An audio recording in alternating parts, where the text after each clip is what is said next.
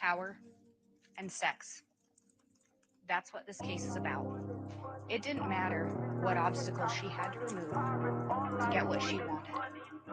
If it was a person, it didn't matter who. All I want is money, power, and I think I money, power. All I want is money, power, and I think I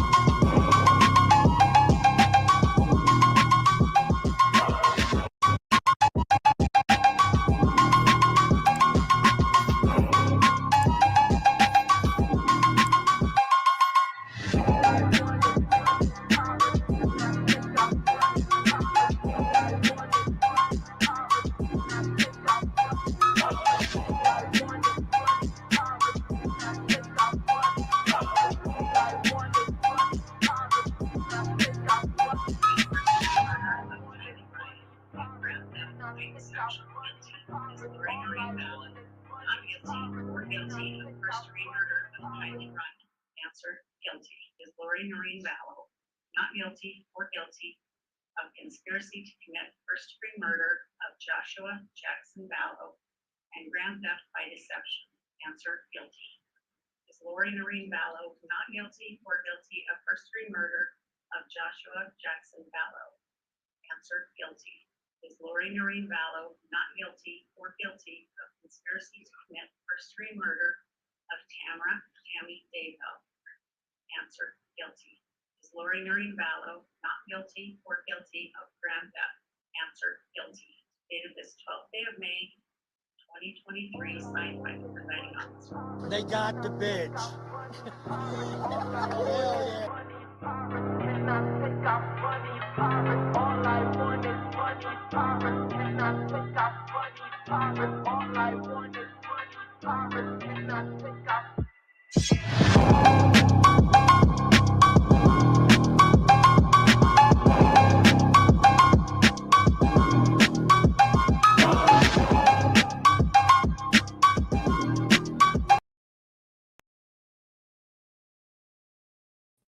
Hello, hello, hello. Oh, wrong setting there.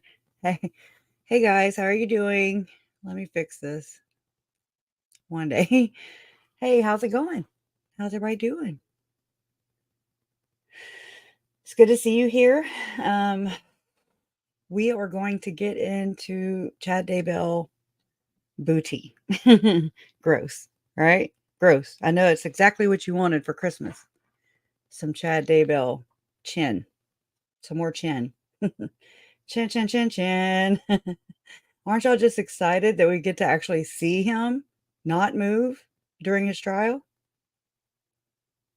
I mean, it seems like, and I've seen pictures of Chad at Tammy's funeral. Somebody took pictures. Thank you to whomever that is. And he looked more animated there uh, compared to any time I've seen him in the courtroom, besides when he would blink or when he was brown nosing his grimy attorney, John Pryor. Just my opinion. I don't know. Well, let me know what you think.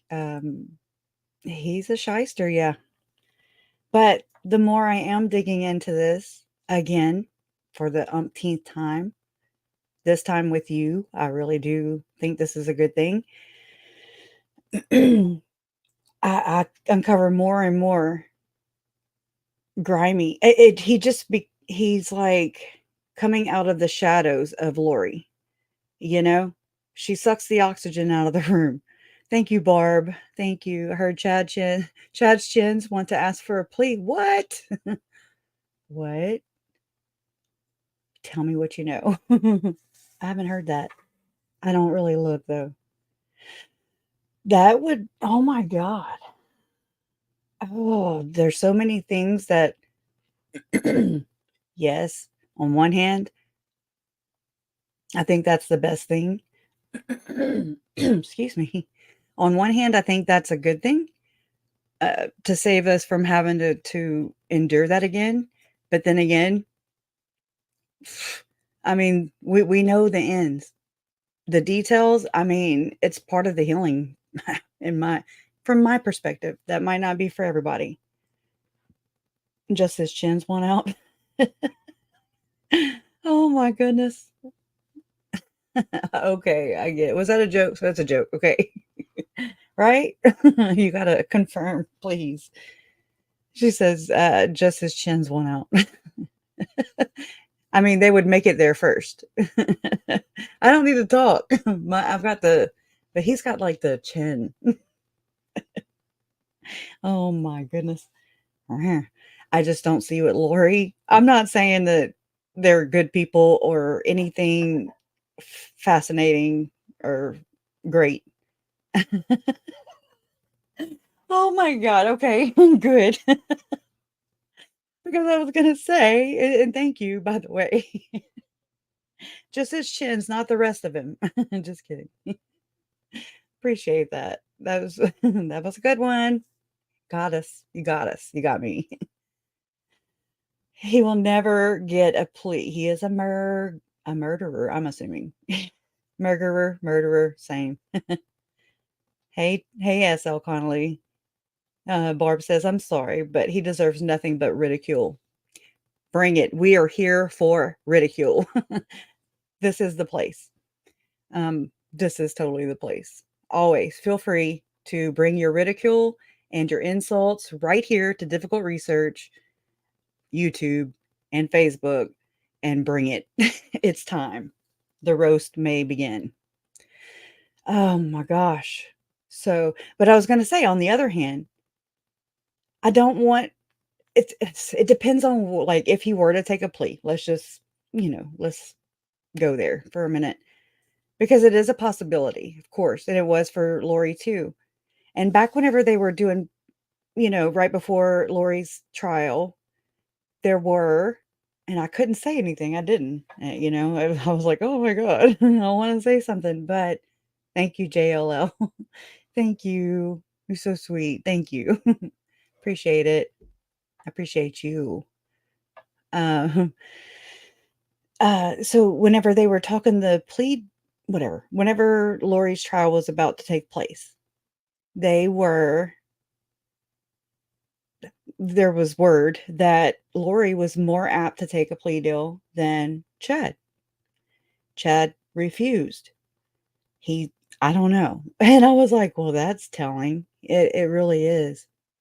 Because he is so freaking narcissist, in my opinion. He's narcissist and he is just all about himself, saving face. That's it. That's what Chad is about. He has, and from my perspective, from what I've seen of Chatty Daddy, right? What what I've seen of Chin's is that he wants what everybody else has. He doesn't want to work for it though. He just thinks that he can have what everybody else has. And I mean, you can tell in his writings how, hey Maria, Hey, Chris. Um, Chad would jump, but they didn't offer. Um, they did. This was the word. This was back before Lori's trial, though.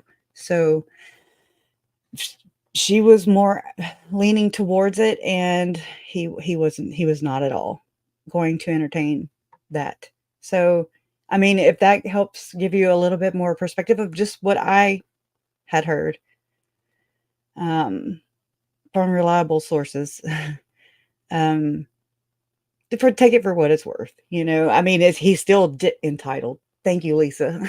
Perfect. Lisa Hayes nailed it. Thank you. Entitled. He's entitled. He feels entitled to having what everybody else has. He was jealous from everything I've seen. He was jealous of my uncle Charles. He was jealous of people who played sports. He was jealous of everybody. Julie Rowe. He was jealous. He wanted the limelight. He stole it. He robbed it. He is a depraved individual that is about to be going on trial for murdering my step cousin Tylee brutally. Conspiracy to commit is the same thing as first degree. To what degree? We will find out, hopefully. Hopefully, we will learn way more in his trial than we did in Lori's, because frankly, I didn't really. I sound like damn John Pryor. Quite frankly, I didn't learn anything too much new besides just the whole trial experience and uh, basically the FOIA docs from Arizona coming to life. It corroborated them. It made them real to me. It just brought them to life. And it the way the prosecution, they did good. The way they the way they presented uh the case. I'm not a lawyer, or nor do I talk legalese, but here we are trying. But they did present their case, because I didn't know how. I was like, how are they going to do this? How are they going to do this, knowing that Bishop Rob Wood, he was a bishop, okay? And how are they going to do this and twinkle toe and tiptoe uh, and dance around the whole church thing? How are they going to do this? I mean, I was just like, I think I was more like amazed at how they did that, how they maneuvered around that, because it's freedom. It's the First Amendment, and so you have to be very careful. You can't really just go there. And it's aggravating as all get out. Don't get me wrong. And that's why sometimes it appears and it seems, and I am. Sometimes I'm on the side of the defense. I'm on the side of truth. Whatever that is, whomever gets that and brings it out, that's what I'm about, because that tells the story of the victims.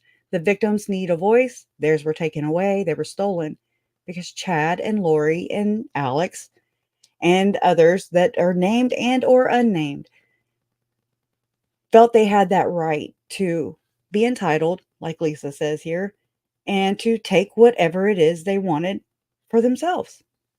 Ta-da, done. For what? For what? A little bit of Hawaiian hookah hookah mana. I don't know. I don't even know how to say that. I don't even know what I'm saying. But yeah, moolah, one of the moolah. And I do believe it started with Joe Ryan. For sure. For sure. I mean, yeah. So I'm always looking at other people's perspectives, like other channels and stuff like that. And still, there's some that come on and present the story, the case, and give it their angle. And some of them just really nail it, or they nail it. And then you're just like, well, they excuse the church, or they excuse, well, it's not like mainstream LDS. This is more fundamental. And I'm like, no, no, no, no, no, no, no, no, no, no. I'm not ignorant anymore. I was in the beginning of this, but I'm not anymore. So you can't tell me that. Nobody can tell me that it's not mainstream, because it very much is. And there's proof to corroborate that because of Tom Harrison, Visions of Glory, Tom Harrison, and Tim Ballard, Sean Reyes, Glenn Beck, all these other people, Jody Hildebrandt, David Hamblin, Mormon therapist, right? Jody Hildebrandt was Mormon therapist. Tom Harrison, Mormon therapist. There's a trend here. It's not just Chad and Lori, and that used to aggravate the shit out of me because I'm like, it's not just them. What about the rest of them? If you're gonna attach cult, the word, the label, if you're gonna label them as a cult, you better back it up with a damn proof. I need to see a cult. Cult, cult, cult. That's who told it the latest. Dan Cummings. And I mean, I've watched him. I found Dan Cummings. He's got a YouTube channel. He's a stand-up comedian from Idaho. He's hilarious. Cracks me up.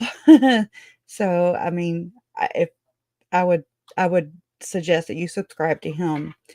But whenever I was doing research on Jeffrey Lundgren, okay, the whole Kirtland Temple, Kirtland cult killings, that's when I found Dan Cummings, and I mean, he cracked me up.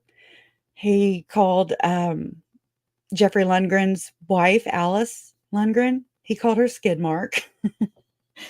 Inside joke. You got to go subscribe to him and watch that episode if you want to know. There's 2 episodes on that.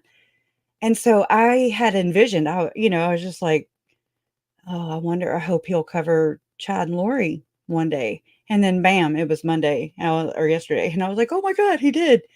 But he was one of those that was like, well, it's not the same as the LDS beliefs. And I'm like, well, shit, I call here, I'm gonna do it. You know I am. We're gonna do it. A bullshit. A bullshit. A bullshit. A bullshit. Okay, it's a bullshit. Okay, I call the BS. And anyways, but every time somebody does tell the story, it does bring light to it. Shines a light, and sunlight is the best disinfectant, in my opinion. That's just me. So I do appreciate everybody's attempt. It's a very complex case, and there's a lot of people involved, and it's confusing. I get it. As an outsider, it's got to be really, really confusing when you don't understand the dynamics. If you're new here, my parents are the Woodcocks. Kay Woodcock is my mom. Larry Woodcock is my stepdad, but he's my dad. And JJ Vallow was born to my brother, Todd. He was born as Canaan. Canaan Todd Trahan. And he was adopted by our uncle, our mom's brother, Charles Vallow and Lori Vallow Daybell. Here we go, right? So Lori was my aunt until she decided she didn't want that title anymore, nor did she want the title of being a wife, or at least not Charles's wife anymore. She did not want to be a mother to her 2 children at home living with her at the time, Tylee and JJ. Thank God they had each other. Thank God. That's the only thing that gives me a little bit of peace. So that's where I fit in, in the dynamics of it. Yeah, total ego stroke. Total.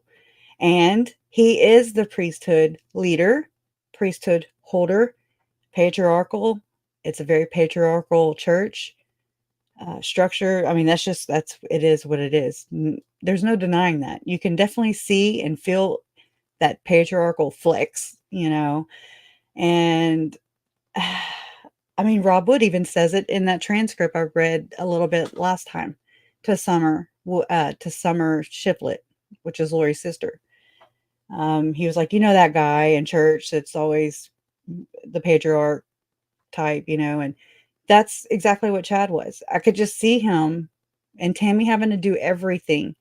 There's there's been stories of her shoes being so worn thin. Her tennis shoes were so worn thin. And it's because she had to carry his fat ass. I'm just saying. and I said it. She had to carry his fat ass. She carried all the weight. She was the mom. She was the breadwinner. She enabled Chad. Charles enabled Lori. You know what I mean? I mean, that's just the truth of the matter. Charles had said that as long as Lori wasn't hurting anybody and she was, being there for the kids and everything, he had told that to Zach Cox. And I mean, I get it. I get it. I'm not faulting him. I'm not faulting anybody, besides the red rummers, the ones who are doing heinous things, egregious things. I don't know. You think he still wears his undergarments too? I don't know. Do they even sell them in jail? Oh my God, that's a question I want to know now. Anybody know? Do they sell? Can they buy undergarments over there? And I wonder what bishop is going to see him, if a bishop at all. Can a bishop go and see you even if you've been excommunicated? I know one went and saw Lori. I don't know. Good. Thank you for getting the questions going. I think so too. I remember seeing that on A Life Without Parole, that channel Janelle was on. Anyways, so but that was a good episode or whatever to be able to share that with us. It was somebody who was in jail with Chad. And he spends most of his time by himself, and he goes out at night.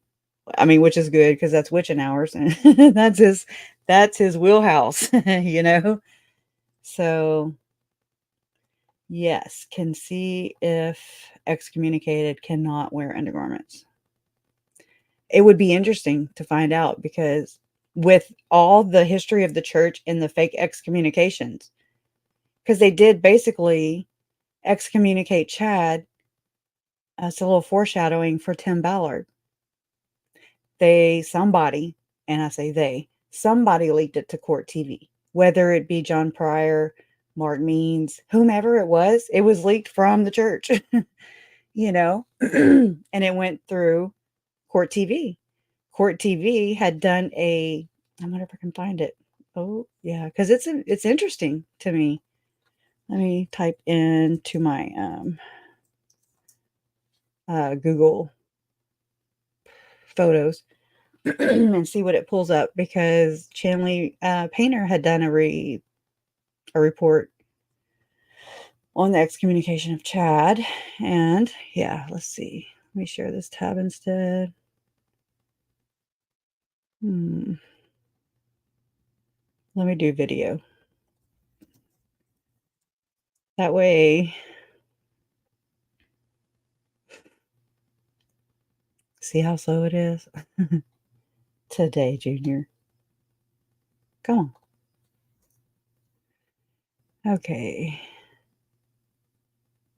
Where's it at? Oh, there's this one with Eric. I mean, I have 50 billion copies of it. Where's it at? Oh, more. Hello. Okay, let's see here.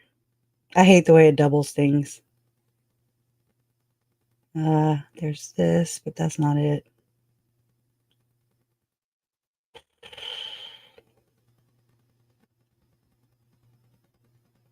I have too many videos, huh?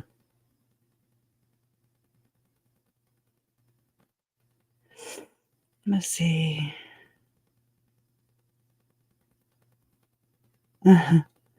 Okay, well, it's not narrowing it down for me.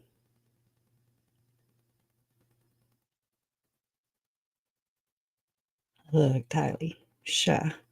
Look how cute. That's just cute. And look, it's on Joseph Ryan's profile, October 28th, 2015.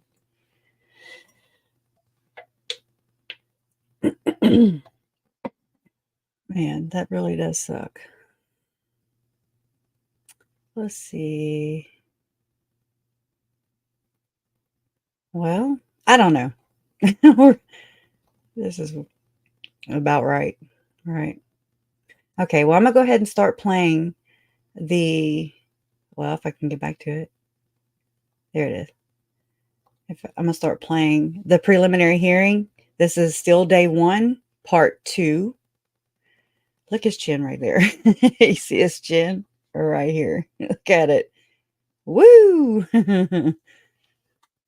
Oh my goodness. I don't know what you saw on him. I don't. How do you like Charles? Chad. I mean, just go neither, don't go either way. Just be by yourself, boo. But she can't. She couldn't. I still think that neither one of them can really they're not really loners. So it's interesting. I would love to see divorce papers. I would love to, because one of Chad's reasons for not getting a divorce from Tammy was that he couldn't. His religion prohibited it. And so I would love to see him go back on his word, which was one of the key motives for him exing his wife, in my opinion, allegedly.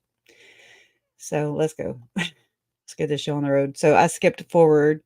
This one's not going to be very long tonight. Let's watch Dopey walk in. It's interesting. Oh, well, damn. He's fast. Him's quick. Oh, so much self-control my parents have. Oh, yeah, this was funny. I cracked up. Watch. Look, his fat ass sits down. What?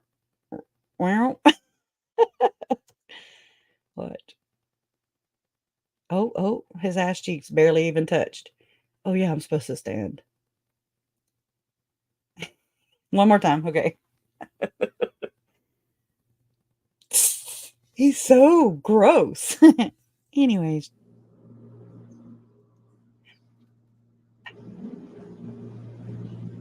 Stop. I mean, ugh.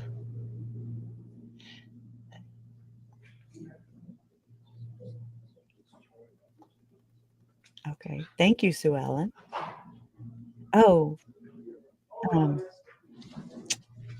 I know how to do the Apple Pay too. That's Fancy Nancy. Whenever she comes in here, if she's here. Okay, I'm gonna be quiet. Maybe. We'll go back on the record here in CR 2220-755, State of Idaho versus Chad Daybell. Court took a brief recess. It's now 11:15. The witness, Detective Hermosillo, is still on the witness stand, still under oath. We're still continuing with direct examination. Mr. Wood, you may continue to inquire. Thank you. Detective Hermosillo, we were discussing your observations of the ERT team in an area that you've identified as a pet cemetery, correct? That's correct. For purposes of clarity of the record, I'm going to kind of skip back to a couple things. You've described Mr. Daybell's house as being in Fremont County, correct? Yes, And just for purposes of the record, that is Fremont County in the state of Idaho, correct? correct. You described Lori Vallow's apartment complex as being in Madison County. Correct. And again, for purposes of clarity of the record, that's Madison County in the state of Idaho. Yes. Thank you. All right, let's get back to where we were. You have testified that you observed the ERT team, and I guess that's redundant. I should just say ERT. The T stands for team. You observed ERT uncover the remains of what you believe to be a dog and a cat. Correct. What did you further, do you recall approximately what time of day that was? And yeah, what time of day was that? It was early afternoon. I'd guess 1. Okay. While you were in that area, did you have a chance to further observe ERT excavate that area you referred to as the pet cemetery? Yes. Okay. What did you observe?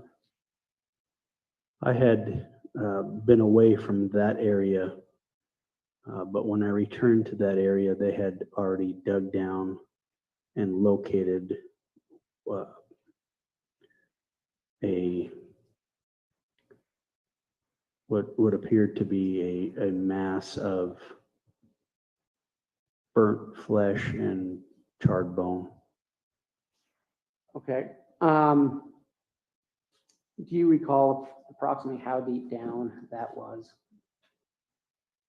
I don't recall how deep it was. Okay. Did you observe ERT take that mass out of the ground?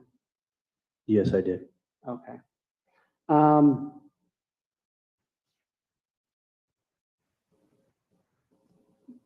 This search that commenced on June 9th, did it finish on June 9th? No. Did it continue on to June 10th? Yes. Okay. When the search ended on June 9th, was the residence of Chad Daybell secured? Yes, it was. And do you recall, did you observe if security guards were placed there? Yes. Okay. Let's talk about June 10th. Did you observe that location? Let's go back to that pet cemetery location again. Did you observe any excavation being done on June 10th? Yes, I did. What did you observe?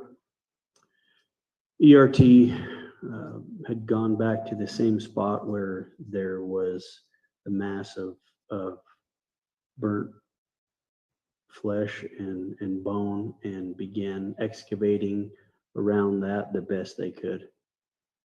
Okay. And what happened? They were ultimately able to dig completely around the entire mass to reveal what they were digging up. Okay.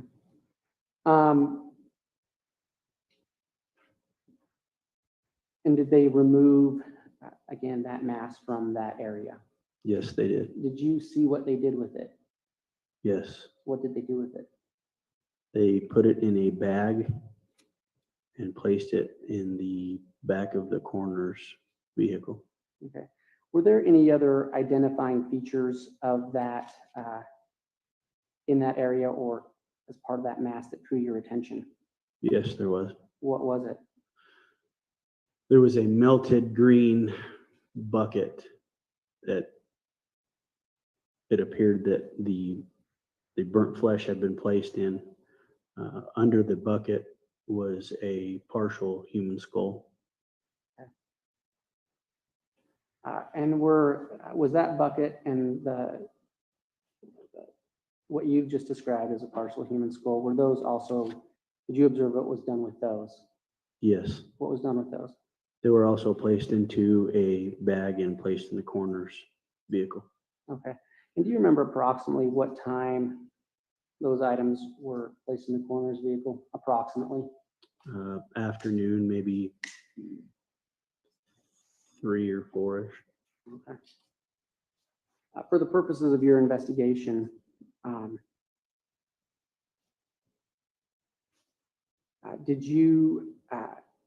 what else did you do on June 10th? I followed the Fremont County coroner, Fremont County Detective Vince Kaikamanu and Ron Ball. We went to Boise to the Ada County Coroner's Office with the remains that were recovered that day. Okay. Did you, before you left to go to Boise, did you have an opportunity to go to the Madison Memorial Hospital in Yes. Rexford? Yes. And what did you do there? Recovered the remains found from the first day as well. Okay. And you observed what you recognize as those same remains? That's correct. Okay. Detective, I'm going to call your attention to June 11th. What did you do in furtherance of your investigation that day? We were at the Ada County Coroner's Office. Okay, and let me stop you real quick. About what time did you get there? We arrived there on June 10th. Okay. That day on June 11th, we got there in the morning. And let's go back to June 10th really quick. When you arrived in Boise, what was the first thing you did there? We went to the Ada County Coroner's Office. Okay. Do you remember approximately what time you got there?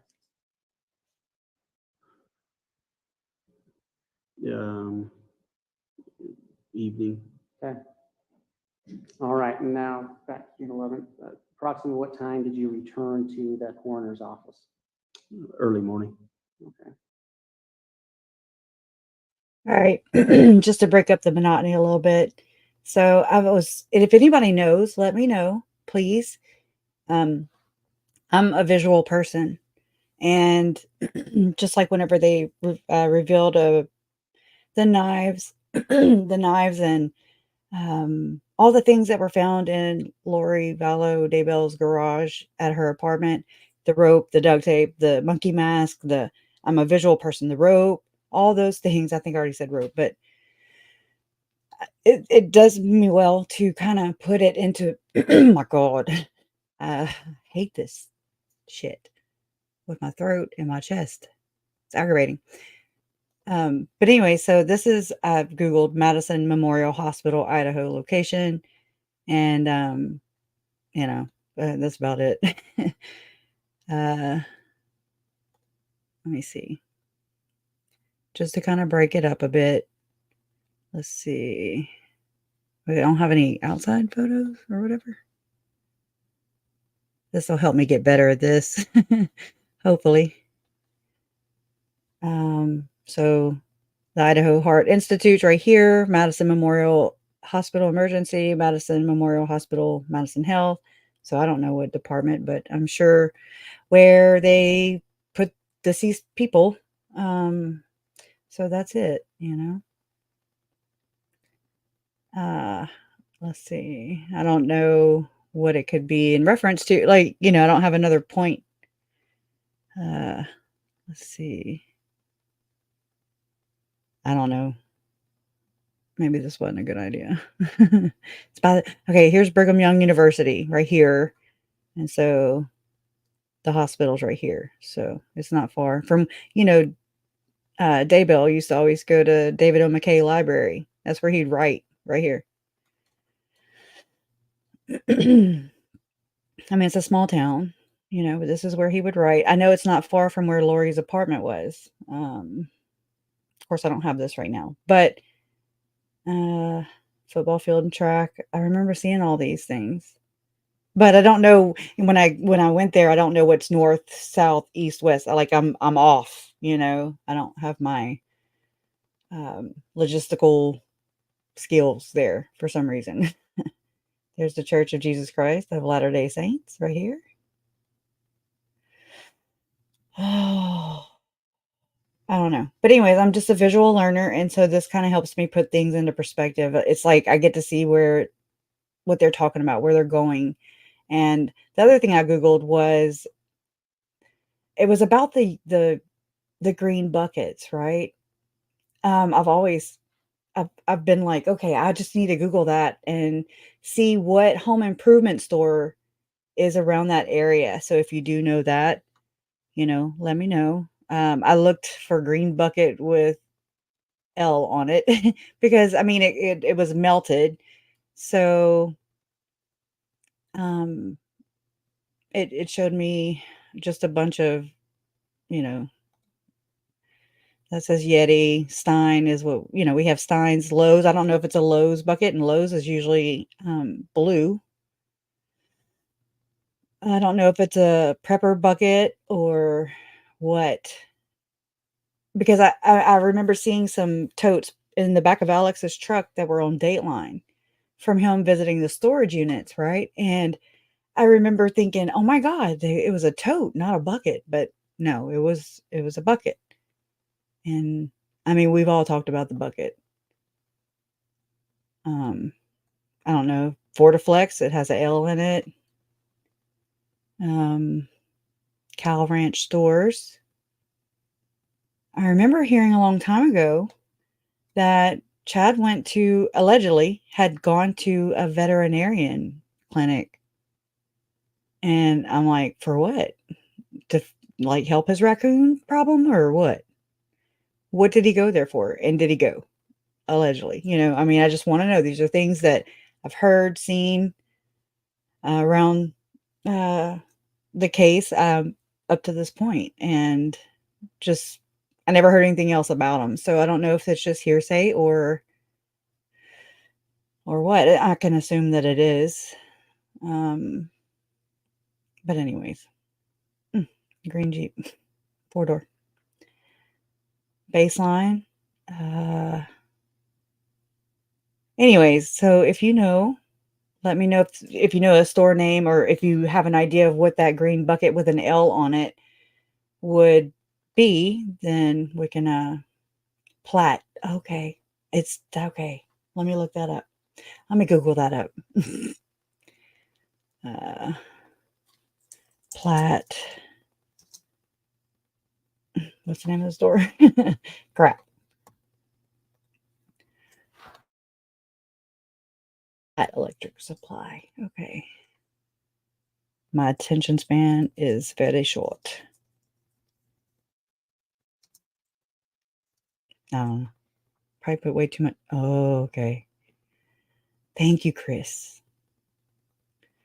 So it could be this L right here with that logo, or it could be this one.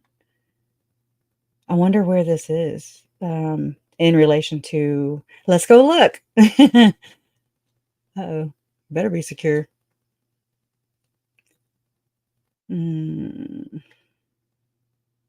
Okay.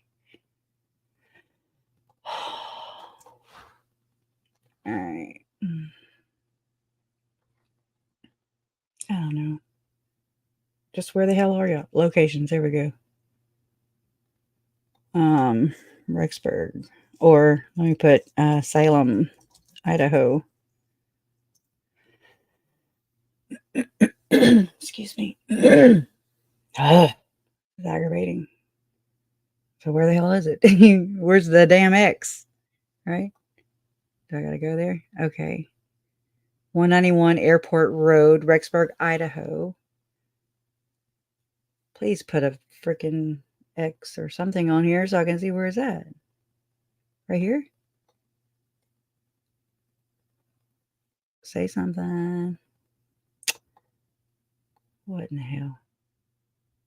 Why would it not mark it? Or is it and I just don't see it? Direction. Crash, Oh, yeah. You're not got the map on the screen. You still got the buckets on the screen. Oh, okay. All right. My bad. Can you? No, I can't. No, you can't. You can't. Hold on. I just accidentally hit address, and so it's showing my address. So I'm kind of glad. Hold on just a second. Let me change the address, and let me put 565. No, let me put 1900, whatever, East 200 North Rexburg. There. Save. Okay. Oh, it just updated as my home address. Oh, shit. Not cool. All right. So 191 Airport Road is right here in the red, right by the Gravity Factory. JJ used to go to these kind of places all the time. That's by the Rock Gym in Rexburg, by the golf course, Madison Gymnastics Center, Titan Machinery. Here's the Church of Jesus Christ of Latter-day Saints. All right. It's by the airport right here. Airport Road. All right. So choose a. Okay. All right. And this is from his house. This is his house, Chad's house right here. And so it's 9 miles just to the where he got the bucket. So not saying much, just kind of putting it into perspective. It's right here by the library where he would write at. 7.2 miles. Okay. All right. So it's south of his house. Salem, 7 times. Okay, let me go switch back to Ray Hermosillo and go.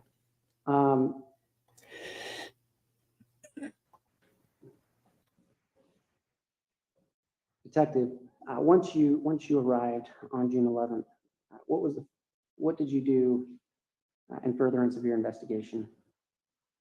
Observed the autopsies of those remains that were recovered. Okay.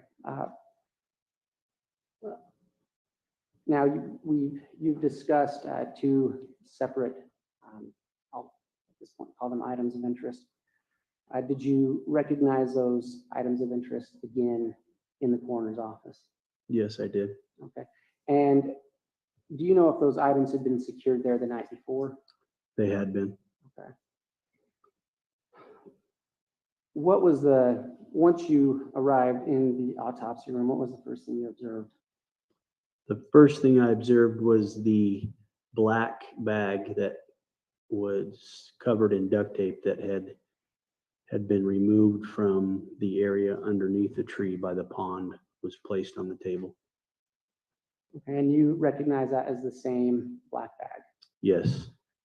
How did you recognize that? The duct tape and the black plastic that had still had dirt all over it. What did you observe? Who was with you? The medical examiner was in the room, Lieutenant Ron Ball, Detective Vince Kai Kamanu, and the Fremont County Coroner,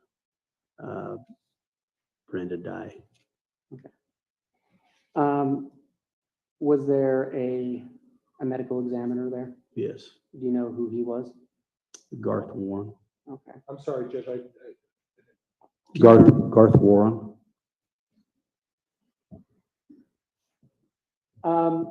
And you've testified you observed those proceedings?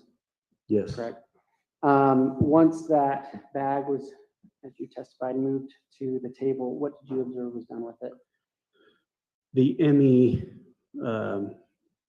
grabbed a small sharp instrument and cut down the middle of the black plastic. Okay. And what did you observe? I observed a small child in red pajamas, red pajama shirt, red pajama pants, black socks that had the word Skechers in orange across the toes. I also observed a light and blue blanket that had been placed on top of him. Okay. Detective, were there, when you observed what you perceived to be a child, was there anything that drew your attention? Yes. Can you describe can you describe for the court what drew your attention? The amount of duct tape that was covering the body. Okay. Where was that duct tape located? On the head, arms, and feet. Okay. Let's talk about the head area. When you looked at the head, what did you observe there? The head had a white plastic bag over the top of it. It appeared to be a normal trash bag, had a red drawstring. It appeared to be the expandable type of trash bag with the waffle style pattern on top of the head. Okay. And you had mentioned duct tape there. Where did you observe the duct tape? There was duct tape that was tightly wrapped around this way, tightly from his chin to his forehead area. Several layers of duct tape tightly wrapped. Okay. What did you observe the medical examiner and his team do with that material? They ended up using a small sharp instrument and cut down the middle of it to expose what was underneath. Okay, and when they exposed underneath, what did you observe? An additional piece of duct tape that was stretched from jawline to jawline across the mouth. Okay, and when you say across the mouth, at this point, were you looking at this child's face? I was. Okay.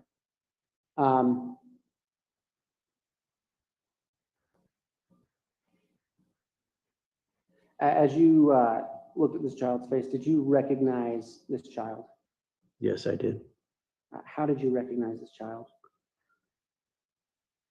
From the hundreds of photographs and video I've seen over the last 8 months, I recognize that to be the same little boy that was laying on the table, Okay, and can you, who was that little boy?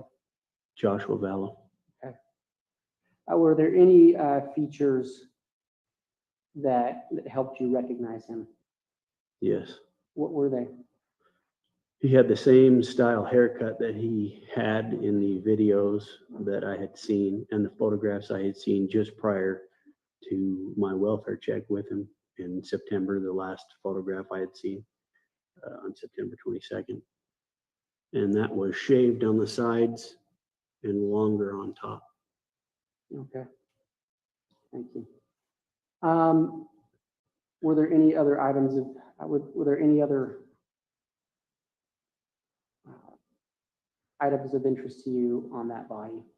Yes. Can you just, what were they?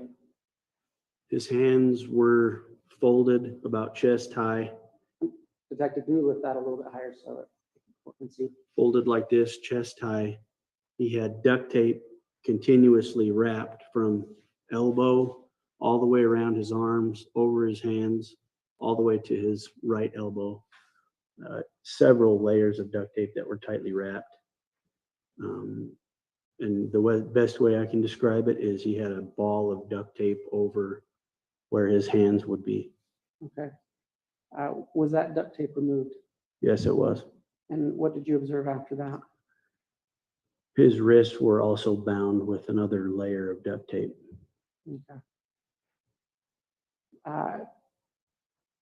After that, was there anything else that caught your attention about the way this child was found? Yes, I noticed that his ankles were also bound with duct tape as well. Okay. Can we just say Ruby Frankie and Jody Hildebrandt? R. I'm using the initial R was bound, had been bound with duct tape as well. It's a trend in these Mormon related cases, and it's alarming. And I mean, I don't know, I don't have anything or research to, compare with any other religion. It's just alarming, period. But then you add all the commonalities, and that makes it even more alarming because it's coming from a church. It's coming from church goers. And it just is, it's egregious. That's the word of the week for me. It's egregious and it's alarming. And so it's like, what's really going on? I just want to know. Got to get to source, the root of the problem so that we can acknowledge it and then go from there. That's the only way that we can begin truly repairing or righting. We never, oh my God, we never can right the wrong, but we can fix it. We can try to implement some policy, procedure, things like that, that will maybe be an indicator, an early indicator of, hey, red flag, like on, oh, hell, Jordan McKay, red flag. I mean, it's gross and it's sad and it's heartbreaking. Whenever I heard of R and E being found in Jody Hildebrandt's home, her $3 million+ mansion, home, fortress, whatever you want to call it. I mean, to me, it just sent off all of the bells and whistles. I was like, that's Tylee, that's JJ. Repeat, repeat, repeat. And then you think of Melanie Pulaski. Her kids were deemed dark too. 2 of them for sure were at that point in time. Chad was wanting to turn the paint up on them too, also. And it's just like, what is really going on here? This is not cool. Then you listen to Jessie Hildebrandt, which is Jody Hildebrandt's niece. And she uses pronouns them and they. And they have shared some alarming details. And it's just history repeating itself. It really is. I don't know. I don't know what we do, what we can do. We can't do anything until we actually get to the source of the problem. When we get to the root, then and only then, and you have to have it acknowledged, but at least we can locate it, pinpoint it, and say, okay, there it is. And I'm not saying it's just one thing or whatever. It's a multitude of things. And actually, I'm going to show you this that I found on Reddit. Thank God. And basically, I'm going to show you this real quick. This is, they call it, hold on, let me make this larger so you can see it. This is on the ex-Mormon Reddit. And it was posted by, I don't know how to say that, Cashew Tea. Okay. Cashew Tea. It's a cross post. And it's in humor memes, but the Mormon stuff. The Mormon cult multiverse. You have the so-called church, Neil Maxwell, he's an apostle, church approved list, therapist provided 2 bishops, and then approved therapist. Then you just go down to here. You have Visions of Glory. You have Connections. You have Jody Hildebrandt. That connects to Ruby Frankie. You have Thomas Harrison right here. You have Eternal Core, which was Ken Krogh and Tom Harrison's. Okay. Tom Harrison is the Spencer in Visions of Glory. Those are his visions. Lori had that book on her person whenever she was served in Kauai, Hawaii, with papers to orders or whatever to produce the children in Idaho. Within 5 days, her and Chad were sitting poolside, just chilling with that book, Visions of Glory, tucked under her leg. Okay. Another red flag. But if you go back and look through the evidence or crime scene photos, whenever Arizona went in and took pictures of where my Uncle Charles was murdered, there is the Visions of Glory book is sitting on Lori's nightstand. It was basically, her room was the only room that was furnished. The living room wasn't furnished. The kids' rooms weren't furnished. And where her brother,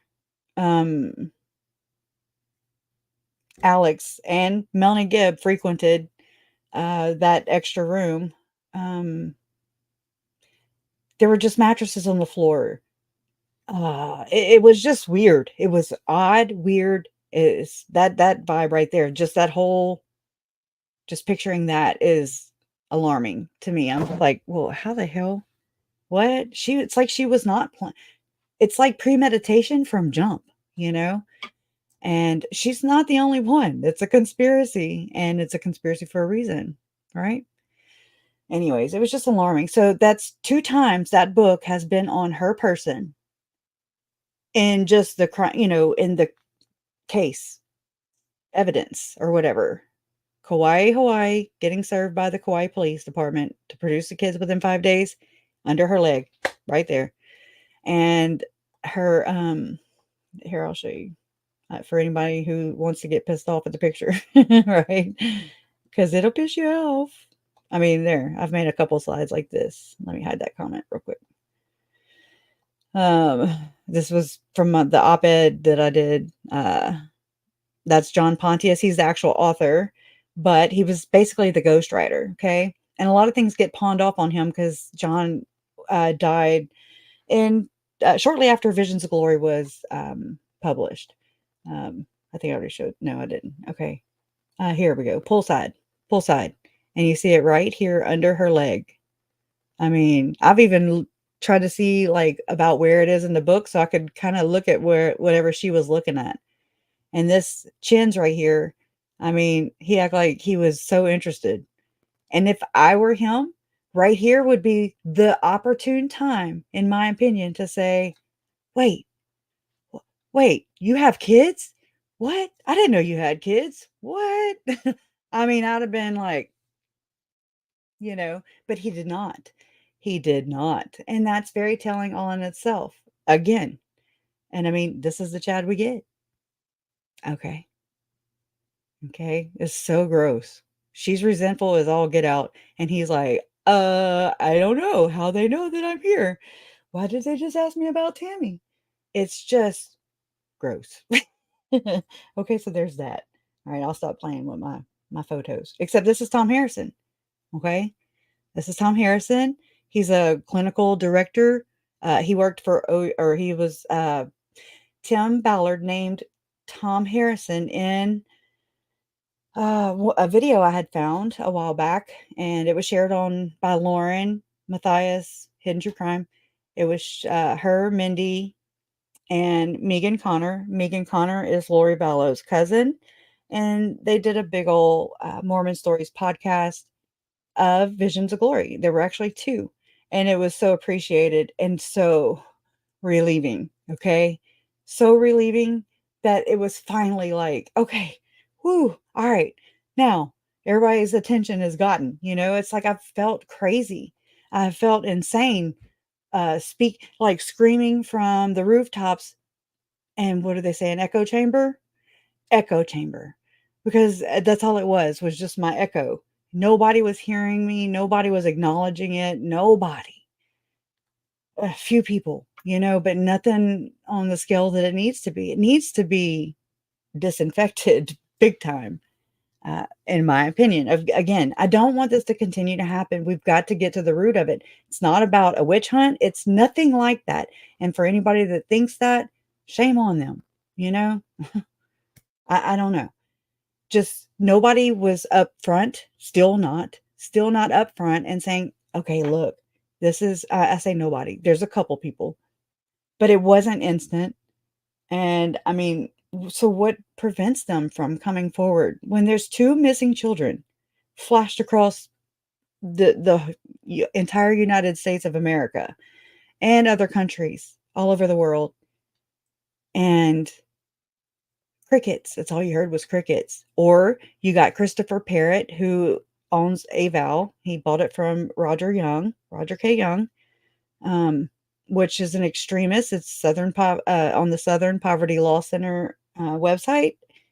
It's just one of those extreme right extremist groups that you have to keep an eye on because they get a little out of hand here. You got Chad wanting to know how to shoot zombies, whenever they do infiltrate, which he was talking about Republican. I mean, I'm sorry, leftist. I'm not political, so just know that. I'm not coming at nobody with a political stance ever.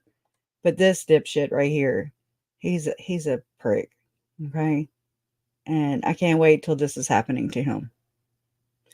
And so that's where I'm at because I miss these people and they deserve to live and they did not deserve to die ever. And these two assholes did not. They're not God. They don't get to play God. Nobody gets to do that. Nobody on this planet has that right to impede on someone else's moral rights as a human being, human rights. Okay? Mm-mm. No, no. So I think we're all on board with that. All they wanted was this. There you go. All right, so back to the trial, right? Oh, or let me finish this. Yeah, let me go to where I'm sharing it, all the way over here. So this is Russell Ballard right here. Let's see. Oh, I'm thinking it's a damn picture. All right. Here's Maurice Harker, another Mormon therapist. He's the director owner of Life Changing Services. Okay. Here's Deseret Book, director of publishing. Corey Maxwell, right? Distributed Visions of Glory at one time. Was reading in Hawaii video, Lori Vallow. Married Chad Daybell. Chad Daybell was friends with Julie. Lori Vallow was friends with Julie.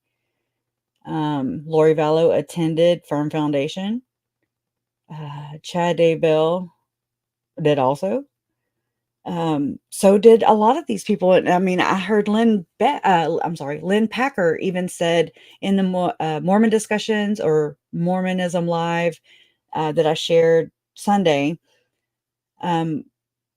It's the Breaking Bad episode on Mormonism Live with Bill Reel and Radio Free Mormon, and they are talking about basically how the late elder Russell M. Ballard, how he was, basically involved, and how the church came out and made their statement, excommunicating publicly excommunicating Tim Ballard, okay, by using Vice News within 3 hours of Lynn Packer contacting the church's PR department, talking to, I forget his name, but he called and he was like, "Look, I'm about to publish a story." 3 hours later, boom, bada bing, bada boom, should I say? The church was excommunicating little Timmy publicly. So it just goes to show you the guilt. Like they were like, "Oh shit." I mean, I pictured that movie, Fun with Dick and Jane, where you see everybody running with the ficus and, they're just like shredding papers and just everybody's just going batshit crazy because, oh shit, we better get in trouble. That's exactly what I picture. And, people may not agree with me on this, but that's just what I see. And I mean, so the connections are undeniable, in my opinion. Absolutely undeniable. You can't have this many bad stories or stories of corruption and fraud and, I'm gonna say, alleged fraud, murder, uh, torture, children abuse, therapists recommended by the church, all, and I mean all the way up to the leadership. Okay, Russell M. Ballard through Tim Ballard, I do believe that is the gateway there. Then you have Brad Brower, who's Russell M. Ballard's son-in-law, and he is sitting on the board of Liberty 89, which was a mission to publish Mormon nationalist books. Brad Brower is the founder of Indulgent Food there, and he's the same business. It's the same business address as the Slave Stealers, which was for profit, and it was Russell M. Ballard's connection into Operation Underground Railroad. Okay, and it's through all these barriers, all of these lines of defense. Kind of, it's like walking in a minefield and you're just like, okay, I know it's here, but you step and then you're like, oh, booby trap, booby. That's all these are. It's like all these layers of booby traps to further hide the wrongdoings, in my opinion, of these people, all like-minded people. It is what it is. I didn't do it, but again, and I mean, as a side product of this structure right here with allegedly with M. Russell Ballard, who died November 12th this year. Yeah, literally a month ago today. One month today. I cried because that was the guy. That was the one that I was like, okay, that's the link right there. That's the dad. That's the one. That's Grandpa Ballard there. He is in leadership. He is he was the president, the acting or whatever, standing president of the Church of Jesus Christ of Latter-day Saints. And in this, there's the whiteboard meeting that happened in 2019. Well, there was also a meeting that happened in 2017 that included all 12 of the apostles. That's the top dudes of the freaking Church of Jesus Christ of LDS. Okay. All 12 attended said meeting. That's 2 meetings, 2017, 2019. 12 apostles. That's the acting whatever of the church. Okay. In attendance with Operation Underground Railroad's founder, Tim Ballard, allegedly targeting the people who were paying tithing to the rich donors or rich members of the church. Okay, so Tylee and JJ's murders and Charles and Tammy, in my opinion, are a side. It's like so many circus acts going on at the same time. Does that make sense? You know, I mean, I think they are products of this. I think this is the core, if you know what I'm saying. It's in the presidency. It was for sure in the first presidency of the Church of Jesus Christ of Latter-day Saints, allegedly. Okay. No, Hannah Walker, not yet, but I'm sure he's about to be promoted. Right. I'm just saying, it's very alarming to me. It's bothered me because no, I did not know anything about Mormonism. Didn't know a damn thing. Saw a commercial when I was a kid that said, compassion, pass it along. And I was like, oh, I remember being like that. And then now I'm just like, no, this is not at all what I envisioned. And I mean, I looked at these leaders as a non Mormon, as a never Mormon. My family believed in this. Charles, Tylee, JJ. Tylee had the picture of the church on her Instagram page. Not a boy, not any other teen thing. She had a picture of the church. She loved her church. Too bad her church didn't love her back because they've not said hers or JJ, nor Charles, nor Tammy's that I'm aware of, or Joseph's names since they were murdered, since they were violated, since they were harmed. Okay. And that to me speaks volume. Say no more. You needn't say a thing because everything in their silence tells me everything that I need to know, that I already know in my gut. And shame on them because that's exactly what led my eyes directly to them. I started to look at, Lori's upbringing, Chad's upbringing. The one common denominator that they have is their church.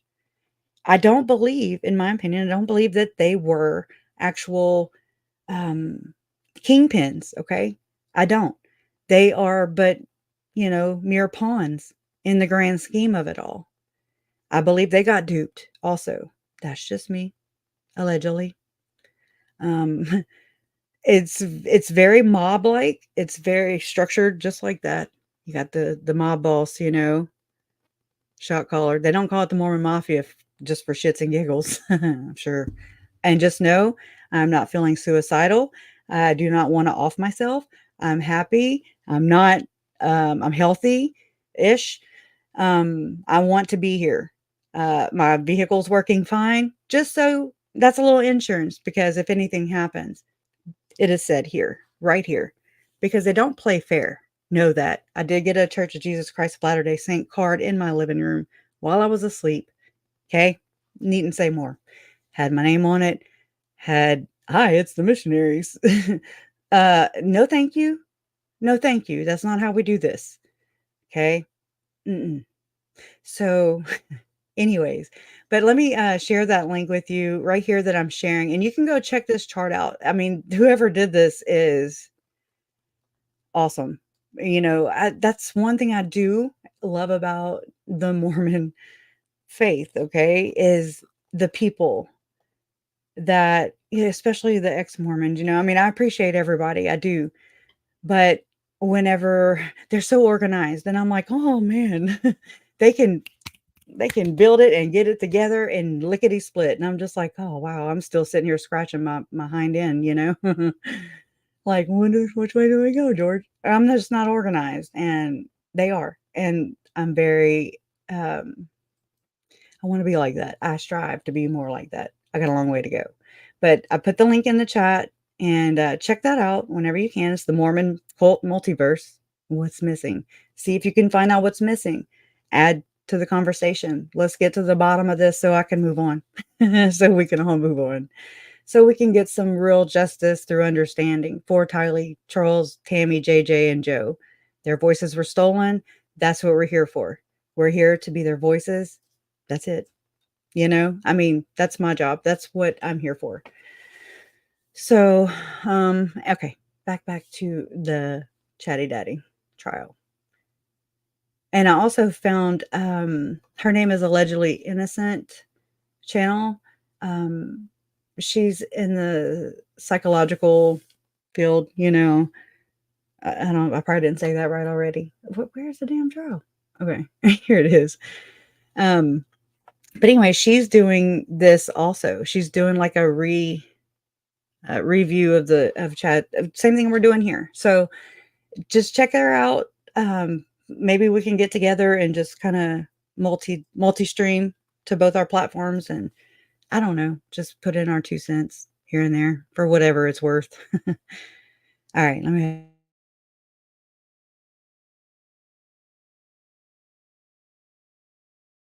After you observed that, did you observe the autopsy of that child? I did. Okay. Detective, upon the conclusion of that autopsy, did you witness another examination that day? Yes, I did. Do you remember approximately when that examination started? In the afternoon. Okay. What did you observe in that second examination? I observed the same melted green bucket with the charred flesh and charred bone that was located on Mr. Daybell's property that was now sitting on the table in the medical examiner's office. Okay, thank you.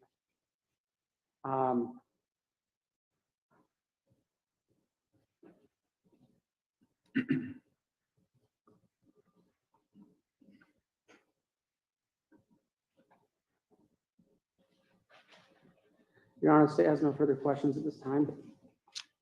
Thank you. Cross-examination, Mr. Pryor. Thank you, Your Honor.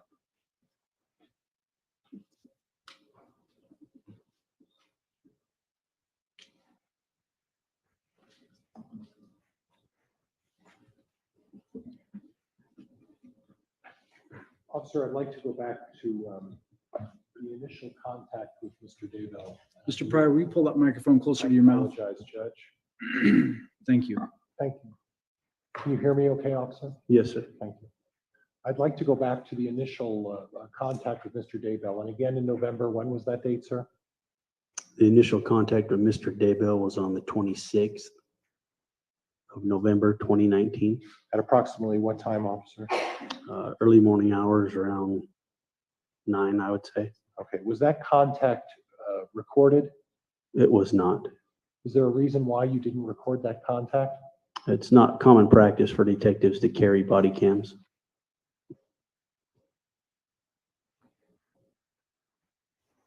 Is it common practice for detectives to record conversations with witnesses when you interview them? It is. Can you understand why it's important that an interview with a witness is recorded? Yes. And it's important to record a witness or an interview with a witness so that we get the factual statements made by people recorded accurately. Would you agree with that? I would. And it's important that when we make statements and we make representations regarding statements that people make and observations, that they're accurate observations, right? That's correct. And one of the best ways to do that is to record those observations. Would you agree with me? I would. Okay. This was somewhat of an important case, was it not? Not at that time. It was just a welfare check. Okay. And then this welfare check turned into an interview with Mr. Cox and Mr. Daybell, however, correct? Correct. At any time, did you think that maybe you should have recorded this? No, sir. Okay. Did you record any of the other interviews with any of the other witnesses throughout your investigation? I did. And whose interviews have you recorded? Melanie Boudreau's interview. Then let's stop there. How many times did you talk with Melanie Boudreau? Objection, this exceeds the scope of the direct. Mr. Pryor, before we go any further, I'm hearing a shutter. Can the media please turn off the shutter sound? It's impeding my ability to hear the attorneys from both the state and the defense. Mr. Pryor, let me go back there. Mr. Wood, the objection is based upon exceeding the scope of the direct. Mr. Pryor, I'll let you respond to that objection. Well, Judge, throughout his testimony, he made at least a couple of references to interviewing other members of the family and having conversations with them about various facts in this as part of his testimony with Mr. Wood. Quite honestly, if he's talking as Mr. Boudreau is one of those folks that he gained information from, one, I'm going to get into what information did he gather from them, and two, whether or not that's been memorialized in the form of a recording. So I think it is relevant, and I think quite honestly it's permissible inquiry in this particular case. At this point, Your Honor, he's asking for hearsay information, and again, he's way outside the scope of what Detective Hermosillo testified to. Mr. Pryor, as it pertains, I think there were a couple questions as to a search of an apartment that belonged to Miss Boudreau. I think that there was some brief questioning about questions of family members, but as far as the depth of those conversations, your objection was that they were hearsay. I agree with Mr. Wood, they are hearsay. Tell me where you're desiring to go. If you're just laying some foundation or getting some information about the communication, when it happened, etc., I think that that's completely relevant and it's completely within the scope. If it's beyond that, tell me what your argument is. Well, Judge, quite honestly, I'm not necessarily seeking the exact information that those particular witnesses provided to this officer. What I'm trying to seek is a timeline as to exactly who he spoke to and when, and where he gathered this information. And as part of seeking that information as to who he spoke to, when he spoke to as part of this case, I would like to know whether or not that's a recorded conversation. So I am afforded the opportunity to look at what this officer testifies to today and compare it to what those recordings are. And I think it's important that I be afforded that opportunity. And as part of this, it's a preliminary hearing. Preliminarily, I would like to know whether or not this officer recorded the conversations. With that, I will allow the questions pertaining to who he spoke to and when he spoke to them, whether or not they were recorded. But as far as the substance of those conversations, I will sustain the objection that Mr. Wood has raised as far as hearsay. All right. You spoke with Melanie Boudreau, is that correct? Yes, sir. And how many times did you speak with her? One time, And when was that, sir? December 3rd, 2019. Was that as part of the investigation of the welfare check? Yes, it was. Okay, was there any other inquiry in there as to, were you at that point, had this moved into an area of trying to decide whether there had been any foul play with JJ or Tylee? I was asking Miss Boudreau how we could get a hold of Mr. Daybell or Lori Vallow. Okay. Or You asked Dad. to inquire as to the whereabouts of JJ at that time? Remember how she That is called him correct. Dad? What about Tylee? Had it moved into that as well? I did ask about Tylee. Okay, at this, Again, Your Honor, I'm going to object. Again, he's now asking for information from those interviews. It has nothing to do with the scope of the direct examination. I'm not asking for information from Ms. Boudreau. I'm asking what this officer did as part of his investigation. Judge, we've just spent 2 hours listening to this officer talk about all of the steps in detail that he's done as part of his investigation. I think quite honestly, I ought to be able to ask some very basic questions about what witnesses he Amen. interviewed as part of that investigation. I can't even Nobody fathom knows. how that's not allowable inquiry. And I think quite honestly, I don't know if Mr. Wood doesn't want to give me the information, or if this officer doesn't want to give me the information, but clearly I ought to be allowed to inquire as to what this officer did as part of his investigation. And why nobody As it pertains to the inquiry of whether or not Tylee Ryan was discussed, I'll allow that question. I'll have the officer answer that question. The deeper substance of that conversation, I Here we agree, is go. beyond the scope. Was part of your inquiry like button. to discuss Tylee as If well? you agree. Yes, it was. TC. So this had gone beyond the welfare check of JJ. It had gone to, we're trying to find out if there's any sort of issues regarding JJ and Tylee at this point. Is that correct? We're trying to find their whereabouts. Okay. Yeah, And Julie. at that point, were you concerned about their whereabouts? She did call him Yes, Dad. we were. Yes, we were. Were you significantly concerned about their whereabouts in Sure December? did. Let me see if I can track Yes, that we were. down. Okay. Was that conversation with I'll be right Melanie, Boudreau, was that a recorded conversation? It was. Okay. And you provided that to the prosecuting attorney, Yes. as well as a statement of your complete interview with Judge, I heard a noise, I'm sorry. I think it was someone's chair. Okay, as well as a complete dissertation. It was of a what that ghost. Interview involved, is that correct? Correct. Okay. Go So in December, it was important that you record that conversation. What other family members did you discuss the case with? right, right, Maria? Right? Let's try Garth. Did you talk to Let me Garth? go. Let me go. I didn't look that personally up. talk to Garth. You did not? No, I did not. Did you talk to Emma? I did not personally talk to Emma. Did you talk to Melanie Gibbs? I did talk to Melanie Gibb. You did? Yes. How many times? By what date, sir? How about from the time you started investigating this in November until yesterday? Your Honor, this is far beyond the scope of the direct. Preliminary hearing, as the case law states, it's in no sense a trial. Not a trial. It does not require the same formality and precision observed at a trial. The state is not required to put on every bit of evidence it has. And the scope of the cross-examination should be limited to the direct. At this point, defense is using this as a fishing expedition to try and find out everything that they may want to know, but that is not the subject of this preliminary hearing. This is a probable cause hearing. That's why we're here. It's not a hearing for the defense to ask every question they may want to ask. And Judge, when the prosecuting attorney elects to spend 2 hours with a witness going into what I call significant detail about every aspect of this case, at that point, this prosecuting attorney opened the door to allowing me to inquire about all of this stuff. Quite honestly, he doesn't get it both ways. He doesn't get to say, I'm going to have this officer talk in great detail about every facet of this case from the beginning of his investigation through the end, all the way to the autopsy, and say, oh, Mr. Pryor, I'm now going to object to you inquiring and seeking information about the steps that were taken as part of this investigation from beginning to end. He doesn't get it both ways. It works so that I get a fair opportunity to inquire of this officer. I'm not asking of substance of those witnesses. I understand, and I understand completely the hearsay rules. But quite honestly, Judge, I'm dumbfounded by the fact that he's objecting, because I'm trying to find out who this officer spoke to and whether or not those questions and those conversations were recorded. This is not delving into specifics about each of the individual witnesses. I clearly should be permitted to go down this road.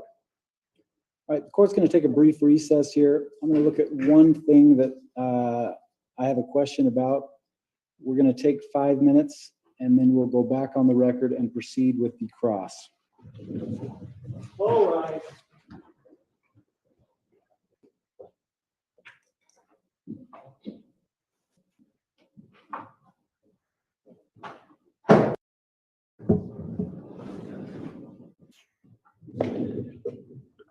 We'll go back on the record. CR 2220-755, State versus Daybell. Court took a brief recess. For the recess, there was an objection made by the state. That objection was based upon going beyond the scope of direct examination of Detective Hermosillo. Mr. Pryor responded with the argument that he was inquiring into facts of the investigation. The court initially overruled the objection and stated that I would allow the questions pertaining to who was spoken to, whether that conversation was recorded, when the conversation took place in the course of the investigation. I will stand by my ruling that I will allow Mr. Pryor to continue to inquire of the witness as to that state of the investigation. When it comes to the substance of those interviews or inquiries of the witnesses and or family, I'm going to sustain Mr. Robb's objection going forward that those will be unallowed or disallowed based upon hearsay. I think there's also a scope of the direct that would also come into play at that point. So Mr. Pryor, if you'd like to proceed with the questioning of Mr. or Detective Hermosillo on cross, you may do so. Thank you, Your Honor. Detective, when we were on the subject of Melanie Gibb, you spoke with her as well, is that correct? That's correct. Was that a recorded conversation?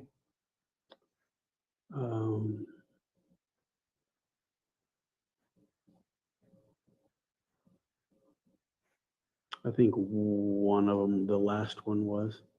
Well, When I spoke with her, we were on the phone. She was in Arizona and I was on a cell phone. Did you ever have the occasion, now, my recollection, and correct me if I'm wrong, officer, my notes seem to reflect that you said you spoke with Melanie Gibb once. Was I incorrect in my notes? No, I had spoken with her once in person. Oh, once in person, okay. And then on the phone the rest of the times. Okay, and the date that you spoke to her in person, where was that location? That was in Salt Lake City. And the date of Or that? Provo, I believe. Provo. And that discussion in Salt Lake City was on what date, sir?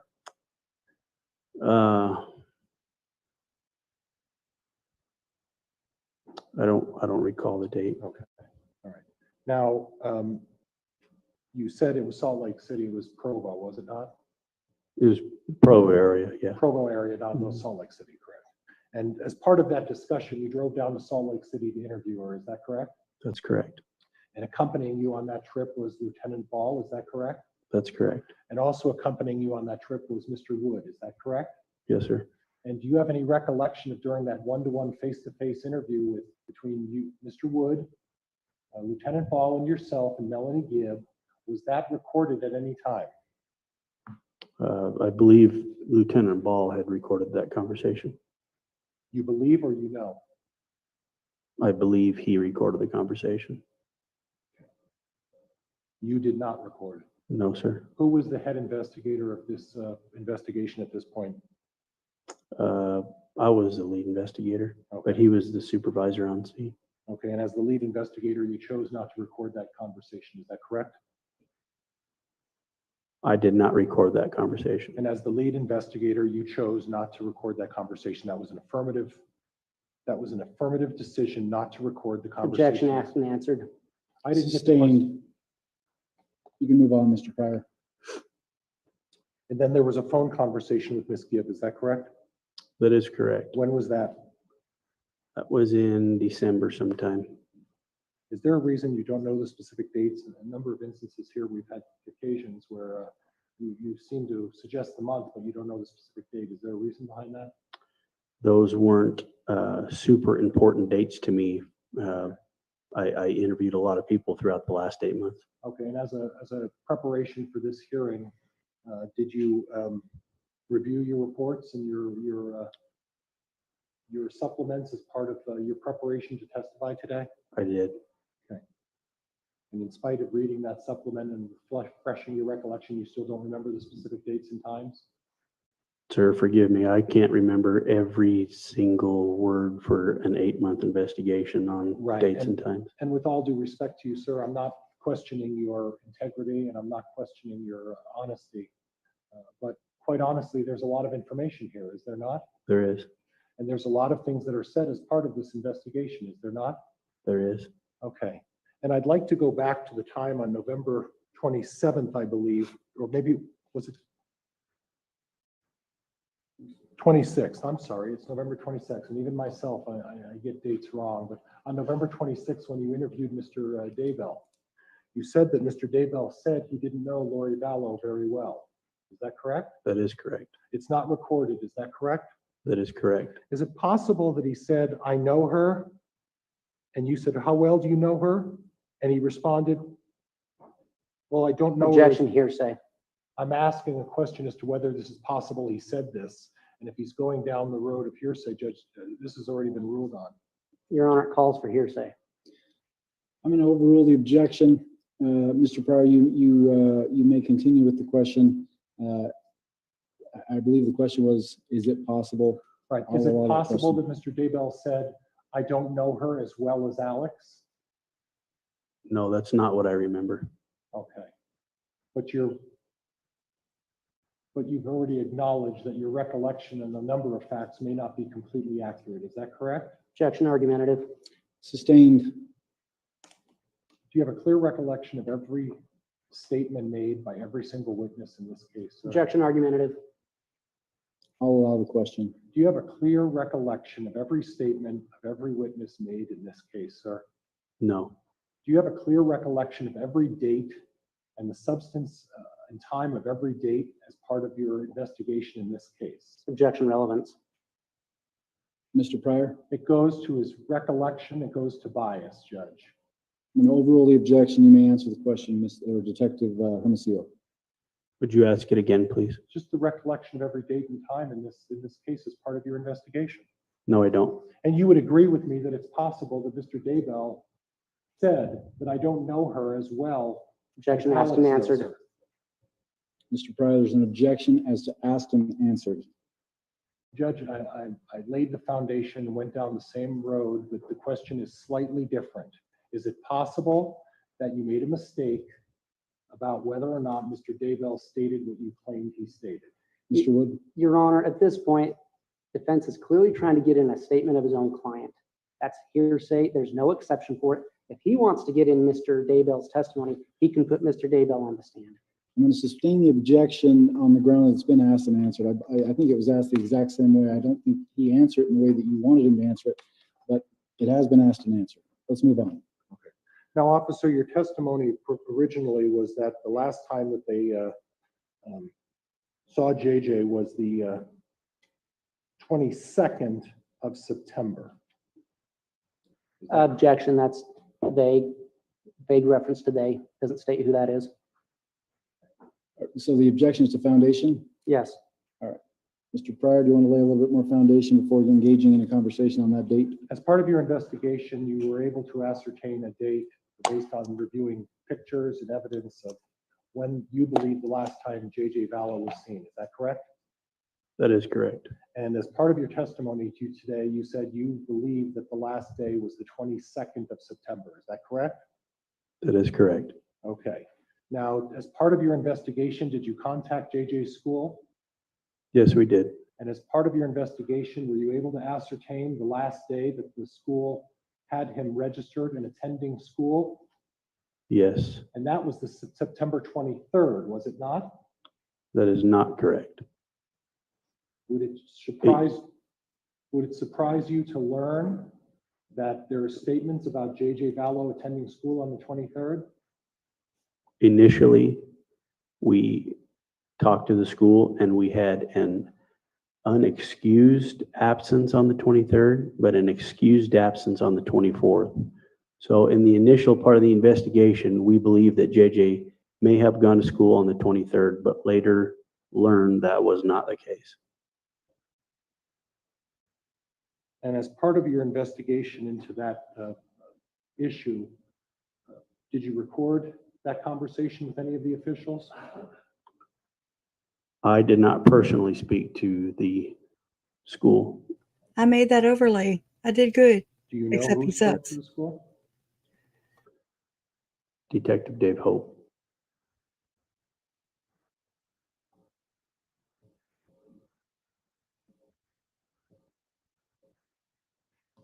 Today, Junior, come on. Time is money. I can't, okay, so I'm uploading Now, you something. talked and made reference to hundreds of pictures and videos. Do you remember saying that? That is correct. This Did you pisses me provide off. those hundreds of pictures and videos to the prosecuting attorney? I assumed that he had gotten the photographs that we have gotten. Okay, but that wasn't the question. The question is you made mention of reviewing hundreds of photos and hundreds of videos. Okay. Through- Objection, I think he's misstating the witness's earlier testimony. Mr. Pryor, will you repeat the question? And Mr. Wood, if you believe he is misstating the witness's testimony, I'll allow you to make the objection again. Judge, the witness had previously said that as part of his investigation, he looked at hundreds of videos and pictures. I'm inquiring as to whether or not all of those videos, those hundreds of videos and hundreds of pictures have been provided to Mr. Wood as part of this case. I'll allow the question. I'll direct the witness to answer.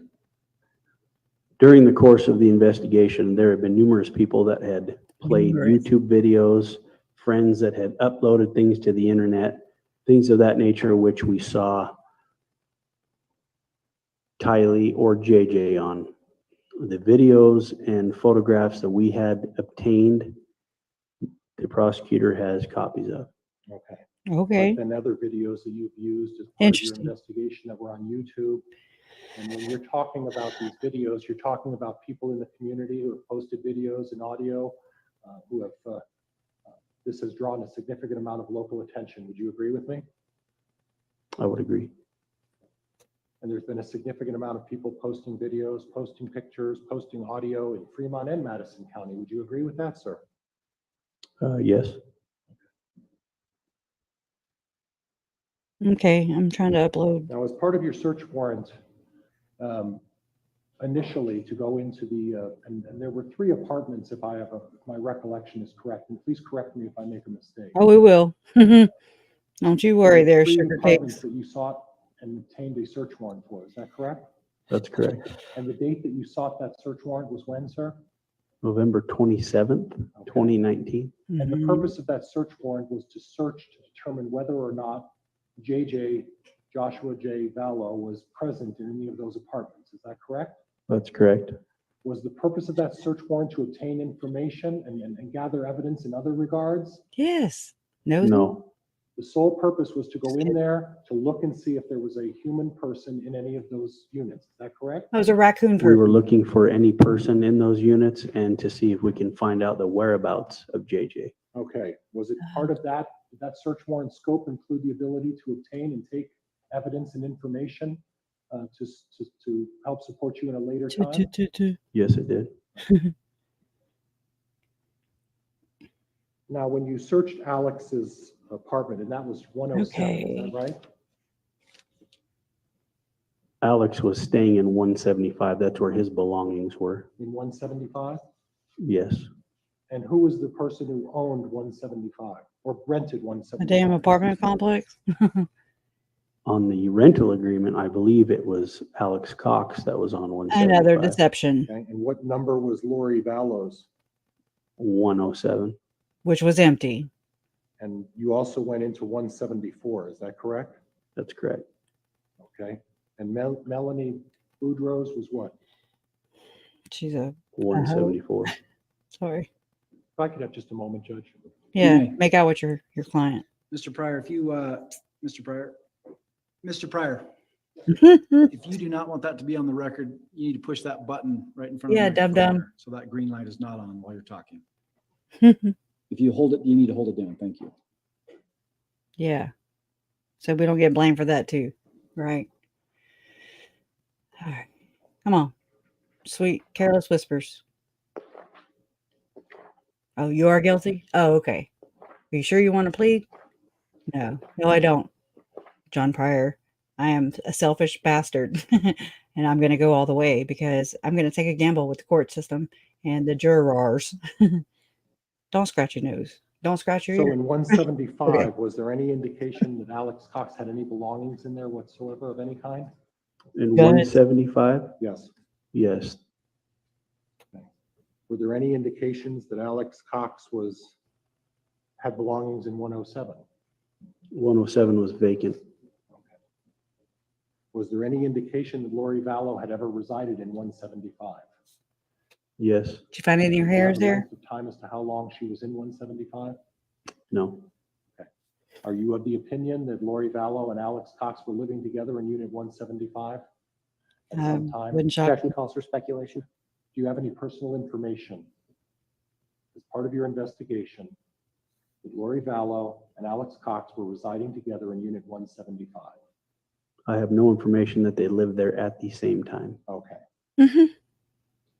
They may have lived there at different times in that unit. Is that what you're suggesting? I'm suggesting when we did the surveillance, that's where Lori Vallow was residing. Okay. And we had She was located residing where? in 175. Your ass. All right, and we're going to get to the surveillance, so you talk about that if you may. So at any point, as part of your surveillance, did you see her residing in 107? No. As part of your surveillance, I want to show y'all so many things. So I'm trying to. was there recording of I any of can. the surveillance tapes? No. Did you record anything? No. How many hours would you suggest you did in surveillance of the Vallow apartment 175? Plenty.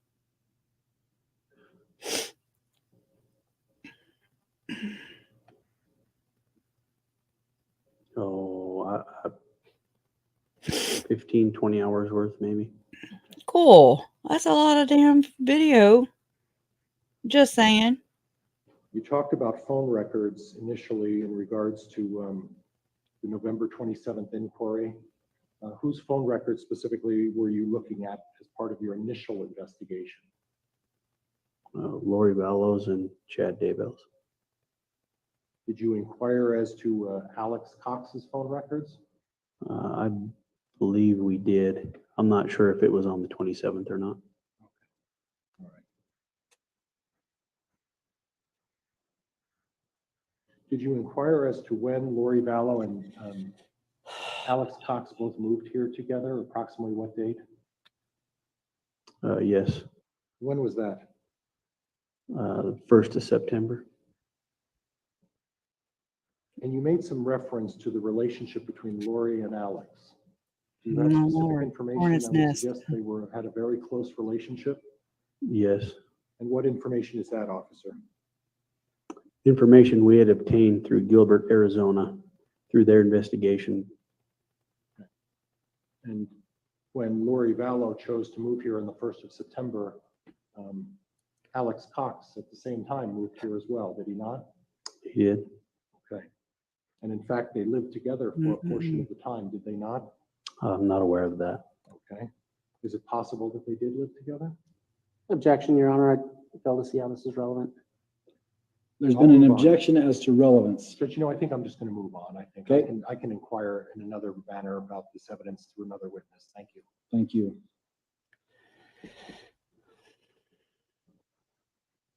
All right. Hurry up.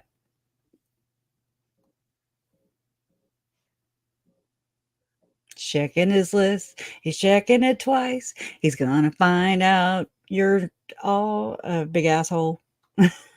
Okay. You're welcome. I'd You like heard to it here turn first. our attention now to the Quit looking, Peter. picture or the demonstrative evidence, and I believe it's exhibit number Can't hear you, prick. Sorry. 10. And if you would be so kind again to get the pointer out and point where Mr. Daybell's vehicle was parked. If it was up your ass, you would know. So the court record is clear. Exhibit number 10 has remained up on an easel for the entire time on cross-examination. And the inquiry is about exhibit 10 that still exists on the easel. Go Now, ahead. how was the car parked in the driveway, officer? It was backed into the driveway facing west. I know what I need to do. So the car was backed in. Was it all the way to the garage or was it partially in the driveway? I need an aerial photo.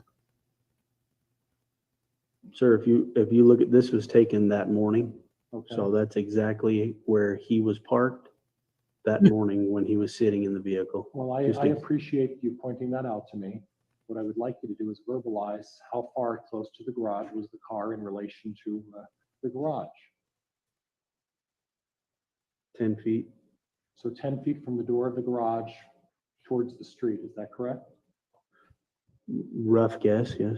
And Judge, may I have permission to move freely towards that exhibit? There's another pointer, I think, that's over there. Is there not, bailiff? Did you just have? All right. If you're going to move over there, Mr. Pryor, number one, I'm going to require you to wear a mask. And then number two, do you plan on touching the exhibit?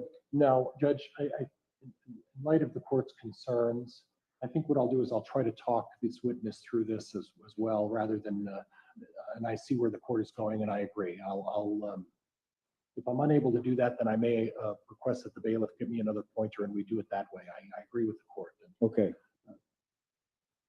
So in regards to the car being parked, and I will represent to you, officer, that I've been out to that house probably 6 or 7 times. How many times have you been out to the house? That's excessive. You were buying it. You were interested. 15 or 20. Okay, when is the last time you were out there? The last search warrant I served on the residence. Okay.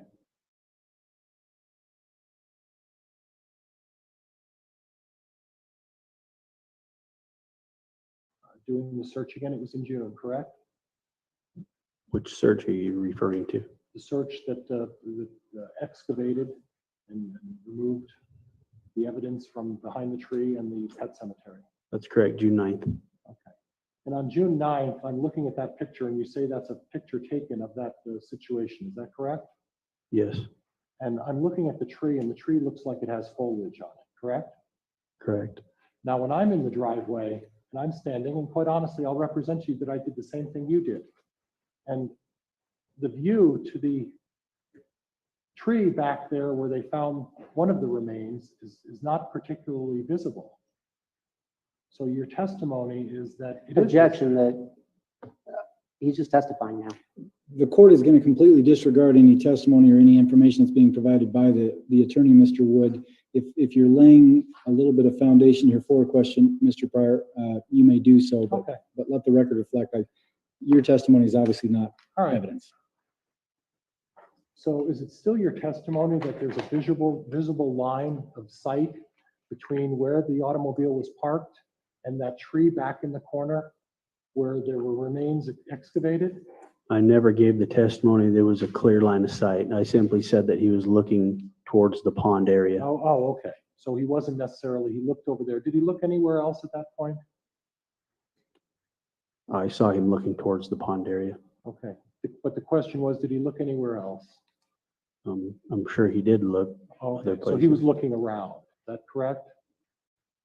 No, sir, that's not correct. He made motions to look in different directions. Is that correct? He wasn't looking as intently anywhere else as he was towards the pond area. And you can agree Let me with stop that this, it's 'cause I somewhat have an alarming when someone interjection. shows up at your property.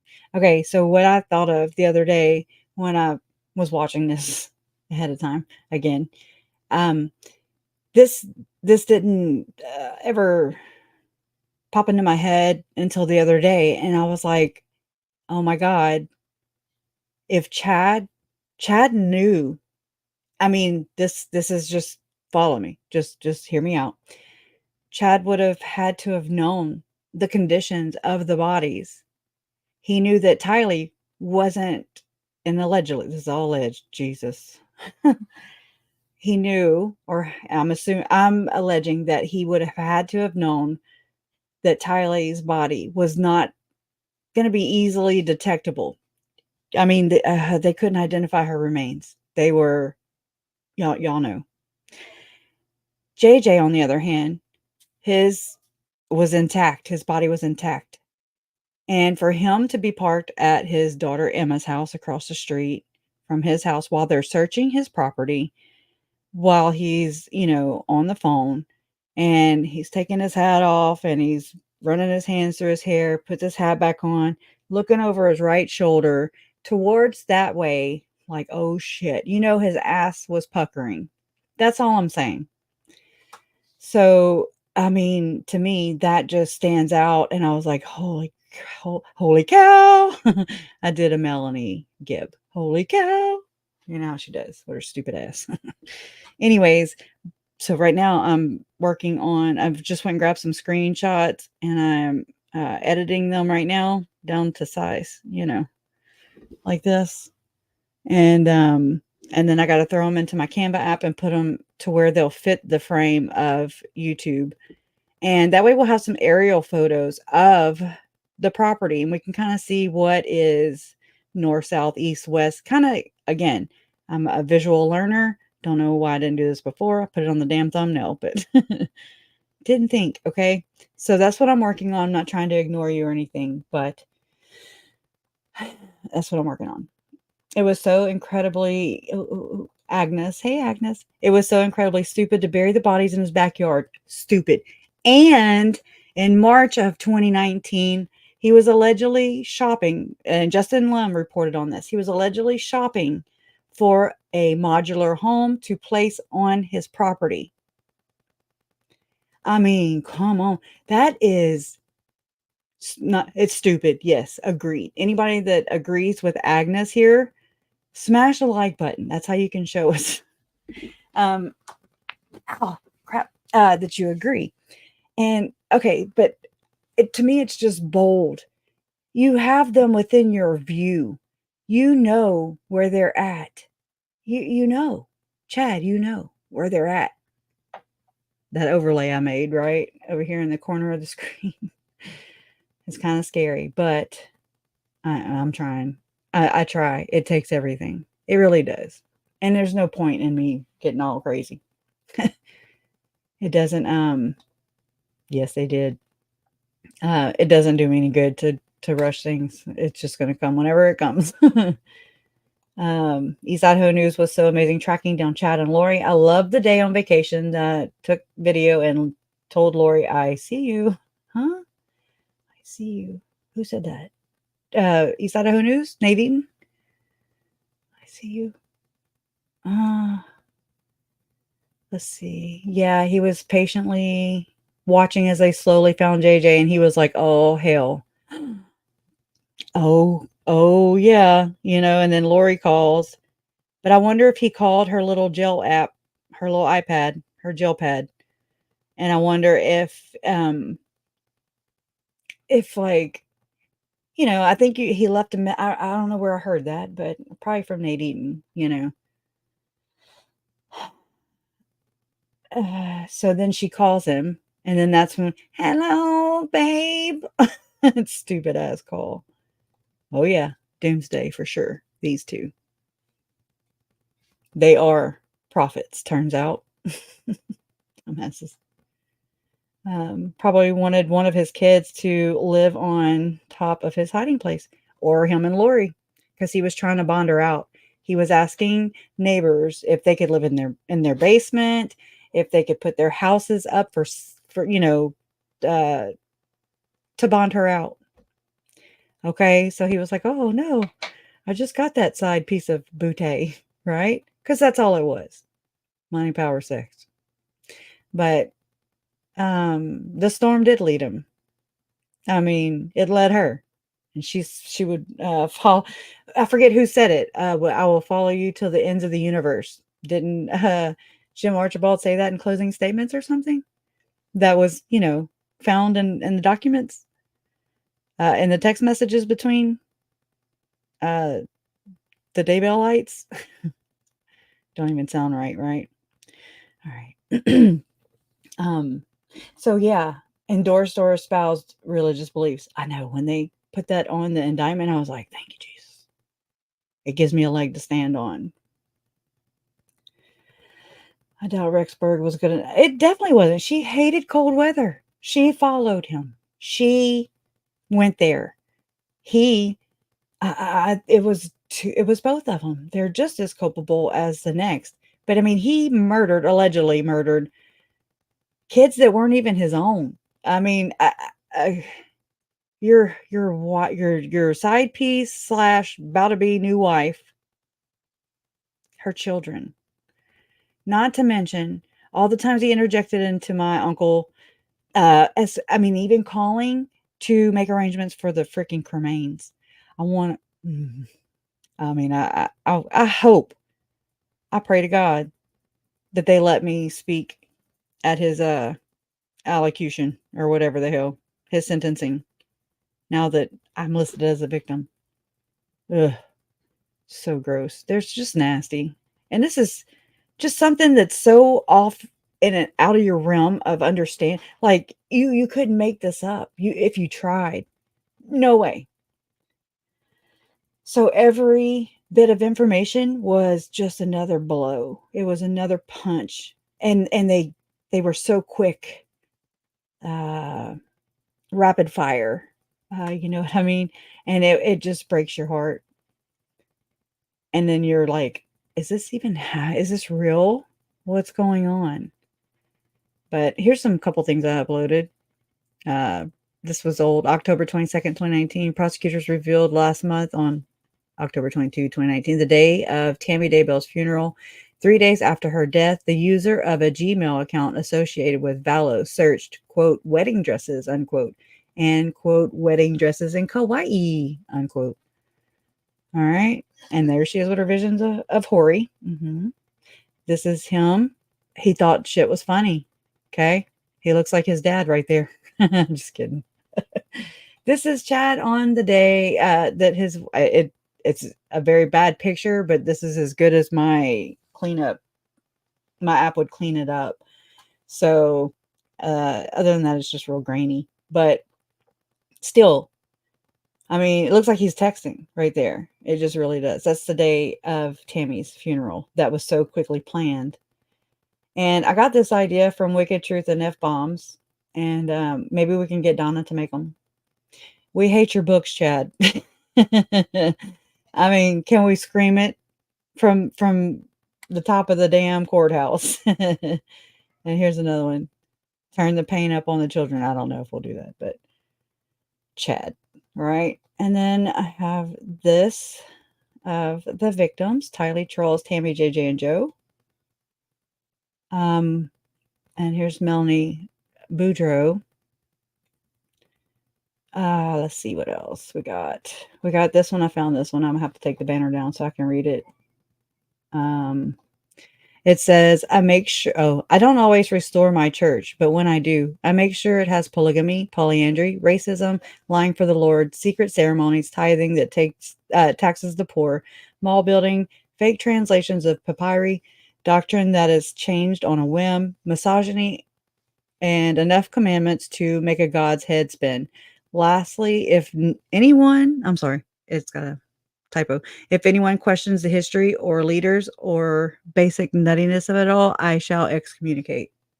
Right? I mean, flick of the wrist. And this is, kind of what we're doing here. There's this dark light scale, and I remember this being on a Facebook group. It started with good intentions and a pendulum. It ended with the destruction of my childhood family. It's just horrible, and it's horrifying, and it sucks. And nobody should ever have to go through this. Nobody. Ever. Ever. Ever. It's detrimental. This is just crazy. Again, you ask yourself all the time, is this even reality? And it is. It very much is. But anyways, let me get back to, this. Property and decides to bring a number of people to start digging up your property, would that cause anyone concern? Yes. Okay. Your property. Now, I'd like to go to back to the tree behind what's called the pond area. When we're talking about the excavation of the pond area, how deep down was it that the remains were found in the pond area back there? I guess. Look his ass. He looks like he's constipated. Saw that? In the Look, pond constipation. area back there. I guess. Ugh. What the hell is that? That's some shitty, grainy video, too. 6-8 inches. That's what she said. Shallow. Sorry, I'm just, this is very uncomfortable. And then in regards to the pet cemetery, how far down into the ground in the pet cemetery? Which one? I couldn't testify to that. I wasn't there when they Okay. began the initial digging. Fair enough. And based on the 25, I'm sorry, I misstated that, didn't I? 15 trips that you took out there? Is that what you said? 15. Yes, sir. 15 to 20? On the Yes. 15 to 20 trips out there, do you have a recollection of how big that pet cemetery is? Not today, Satan. Not today. Not every trip that I made out there was to the backyard. Okay. Do you have a recollection or an estimate, having been out, you've been next to the pet cemetery, correct? That's correct. And you viewed it, is that correct? That's correct. And you're trained as a police officer to recall facts and obtain evidence, is that correct? Correct. That's Amendment. correct. So when you're looking at a site where they're exhuming What the hell is Jason doing? evidence, it would seem fair to assume that you would have an idea about how large of an area this pet cemetery was. So can you tell me how large the pet cemetery is? I didn't worry about measuring that. That's what the FBI recovery team was for. Now, you saw a marker on the pet cemetery that marked the pet cemetery of a dog, is that correct? A dog was dug up there, yes. But you saw a post and like a monument or a picture of a dog. That's correct. Right? And that was basically almost like a headstone, is that correct? I couldn't tell you what the statute was Okay. for. But still, you don't know what the statute was? No, what it was for. Oh, what it was for? What was it a statue of? I believe it was a dog. Okay. So there's no doubt that this was a pet cemetery. Is that correct? That's correct. And there's no doubt that this was a well-defined fire pit that was back there, correct? Correct. This wasn't a fire pit that was created out of the blue. It was a fire pit that was well established for a significant amount of time. Would you agree with that? Objection calls for speculation. There's a question. If there's speculation in the answer, I'll direct the witness to not answer. But if the witness knows the answer to that question. Judge, may I redefine my inquiry a little bit to You help in may. that regard? You may. Thank you, Your Honor. When you're referring to a fire pit back there, was there an actual circular area where there was a fire pit? That's correct. Was there also an area where there was numerous places where they were burning various items? Is that correct? I did not see that. Okay.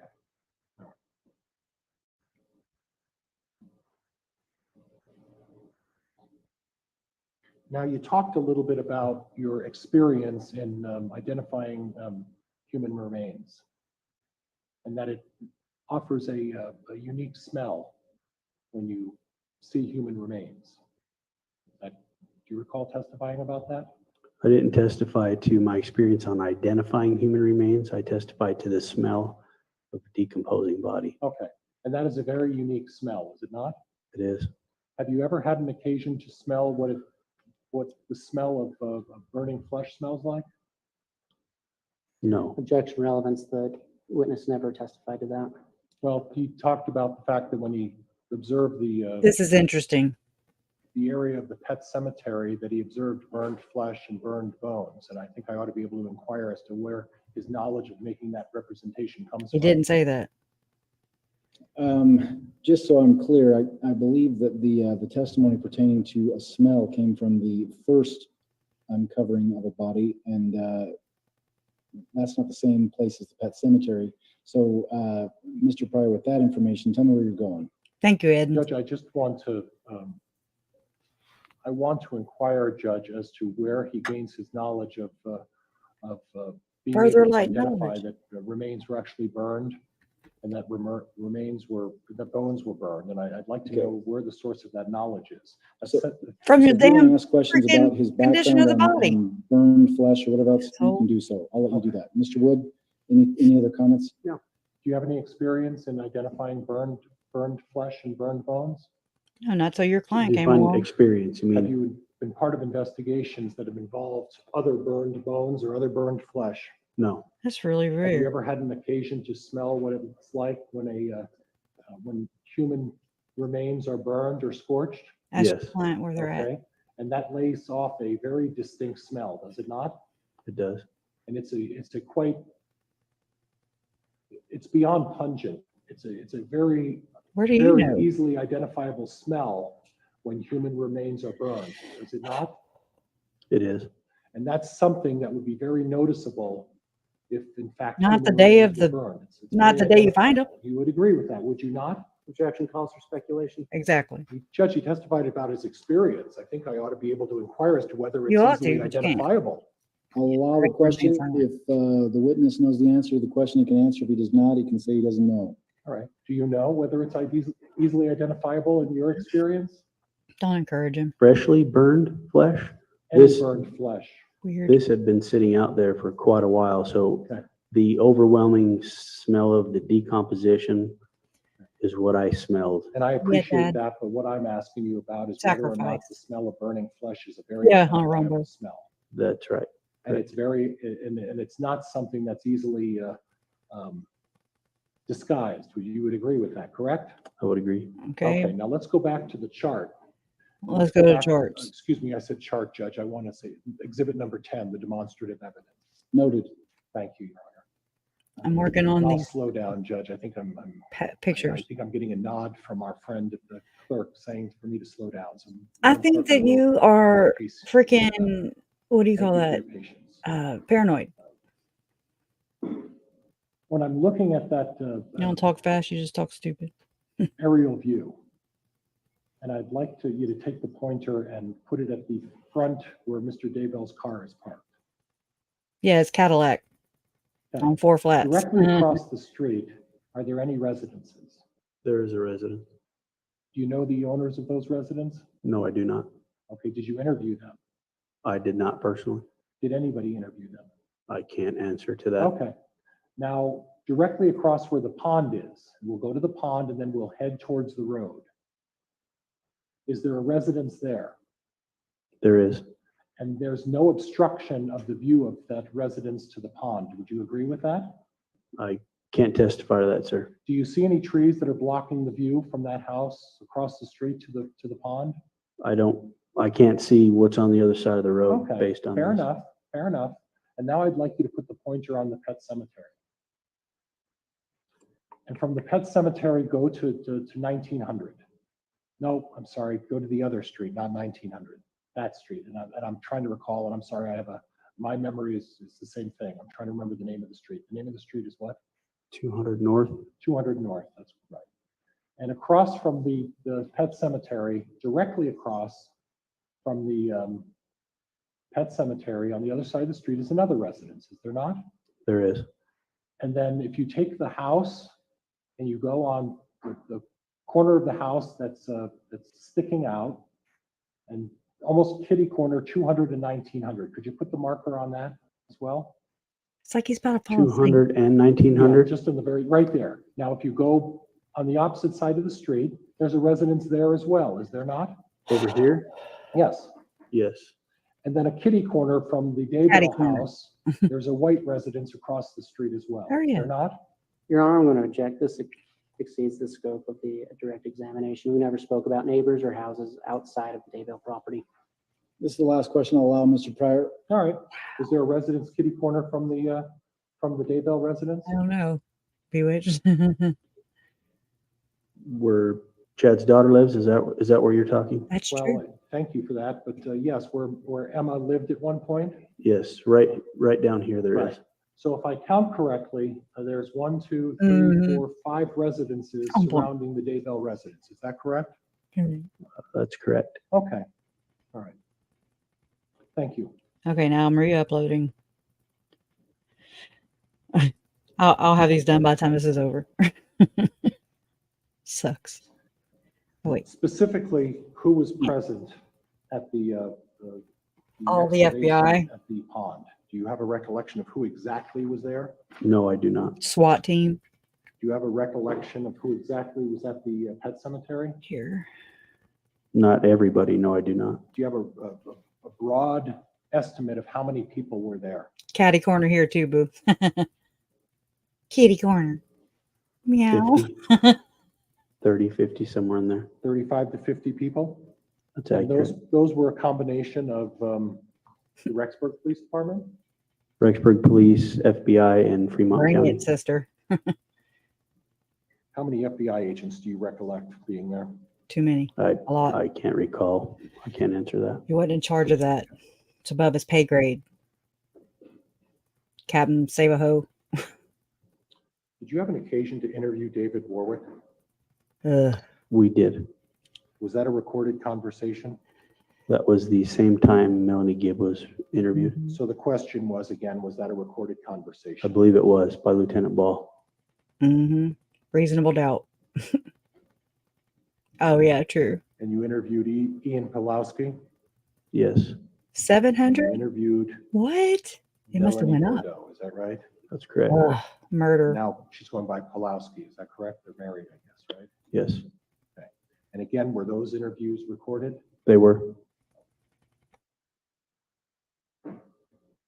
And Judge, if I could have just a moment to review my notes, may I? You may. Thank you, Your Honor. If you're going to speak to your client, please push that button.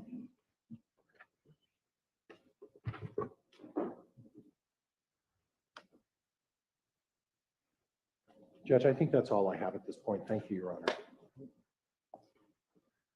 Mr. Wood, it is approximately 5 minutes to noon. Would you like to do redirect right now, or do you want to take a break right now and do redirect after lunch?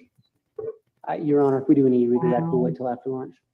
We're going to take a recess right now, then we'll reconvene at 1 p.m. And at that point, we will start redirect with Mr. Wood and the witness, Detective Hermosillo. We'll be back here in an hour. Thank you. All rise. And that is it for today, I do believe. Yes, we've made it. Look, chins. Chins popped up. Chin, chin, chin, chin, chin. Chin, chin, chin, chin. Okay. All right. I'm trying to upload those damn photos, but it said, no, not right now. My phone's out of space too, of course. So hold on just a second. I'm going to see if it uploaded to my Google app, my photo app. And actually, no, I'm not, because it's over and I can do this for the next time that we reconvene, which will be Thursday, allegedly. Let me stop. Let me get back to where I started from the very beginning. If I could just pluck them in the head, right? Oh my God, we're going to have fun with this. Oh, chin. Chin, chin, chin, chin. This picture, actually, that's right here on the overlay. I just pushed the space bar on accident. I got a new keyboard. It's quiet and it's thin and I like it. And it's a quiet keyboard.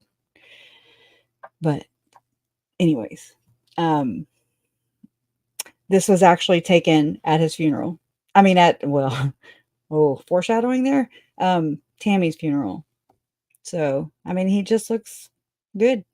Looks like he's just waiting on, hurry up and wrap things up so he can go home with his kids. Where actually this day that they were searching, they served the search warrant on the property, Chad Daybell's property, now John Pryor's property, that is allegedly now worth the $700,000, according to, I forget who said it. I don't remember. Was it Lisa? Lisa. Yeah. She says Pryor, like it matters, but I get it. He needs to earn that Daybell farm.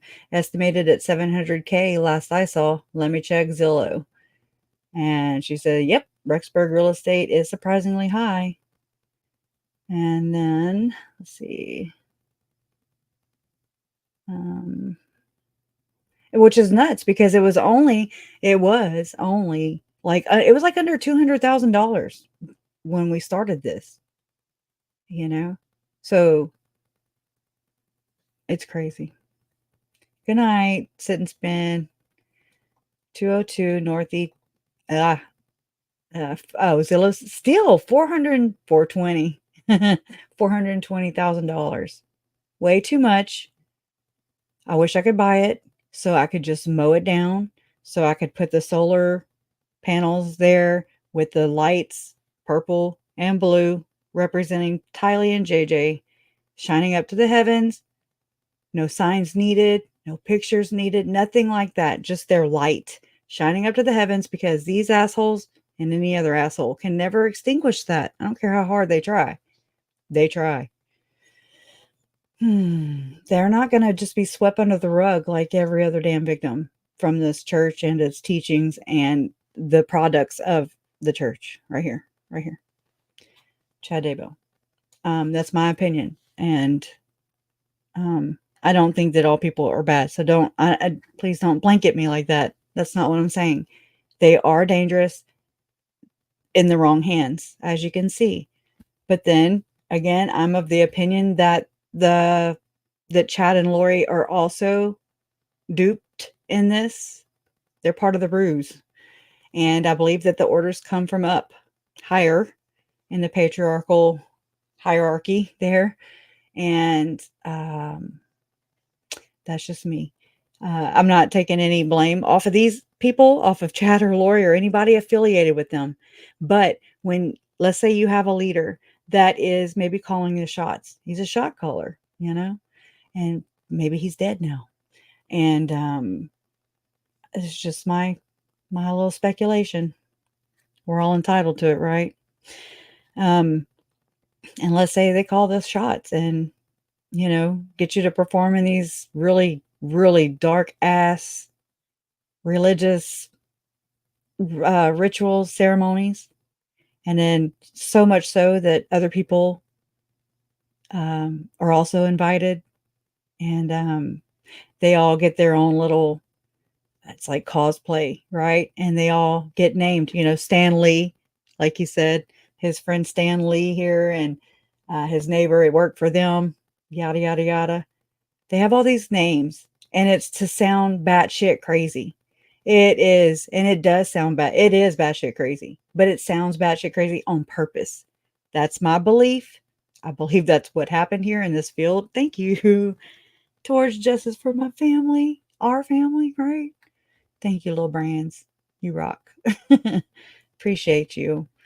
I really do. And Canadian dollars. Just picking. Thank you so much.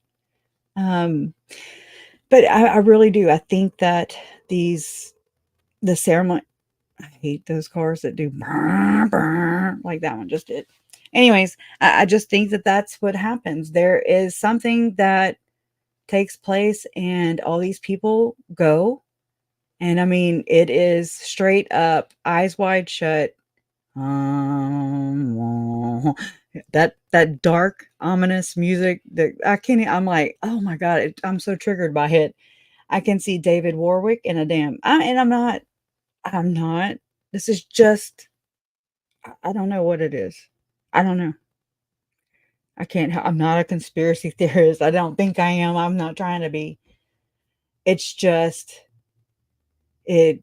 It's a gut feeling. It just goes. I don't know. It resonates. I can just imagine, I can picture it, and that's been since jump. But as I'm filling it in, I'm just like, it had to be. And I'm like, no, no, no, no, no. There's no way. There's no way that exists. Oh God, I don't know what the hell he's doing. That just scared the shit out of me. Whew. Damn boys. Anyways, I just, something bigger's going on, because Tylee and JJ are just of many victims of this. And it is religious beliefs. It is effed up. It ended in murder. So this isn't going to be pretty, but it's going to match the rest of the story. It's not just going to stop at Tylee, at Chad and Lori just being cuckoo. And it's just all they're crazy. No, you cannot convince me of that, because it's happening elsewhere. Thank you, Miss Mojo Rising. Thank you so much. That is so sweet. And I appreciate you more than y'all know. But I mean, am I alone in this thinking? Like, I just really, I want to be proved wrong. I don't think I'll ever be proven right. Not like it's a secret thing. It is the Gadianton robbers. It is a secret society that they use as and I say that let's just say the doctrine uses, and maybe upper management uses to as scare tactics. Okay, get in line. You're gonna be like them damn Gadianton robbers, but they really are amongst them. They're projecting, just like we see with Tim Ballard, with Lori.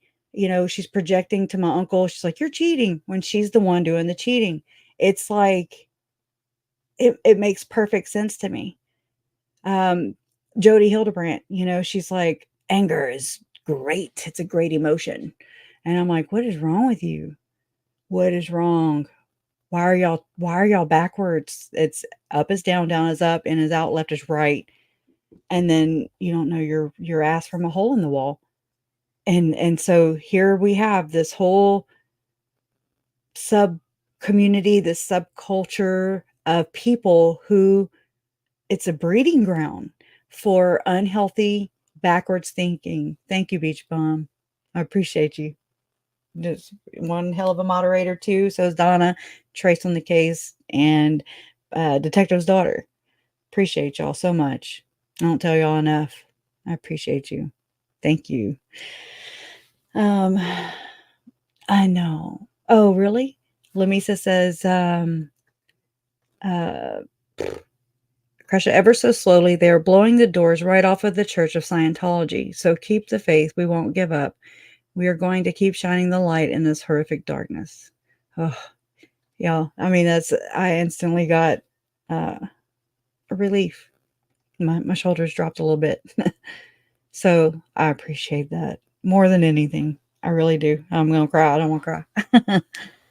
I okay. That makes me feel good too, little brands. You're not crazy, Crush. A free exchange of info can't be stopped fully. The lies of large institutions will be shown to the light, but people need to care enough to do something about it all the way without labeling it as something crazy. And I mean, I was there. I mean, it's not that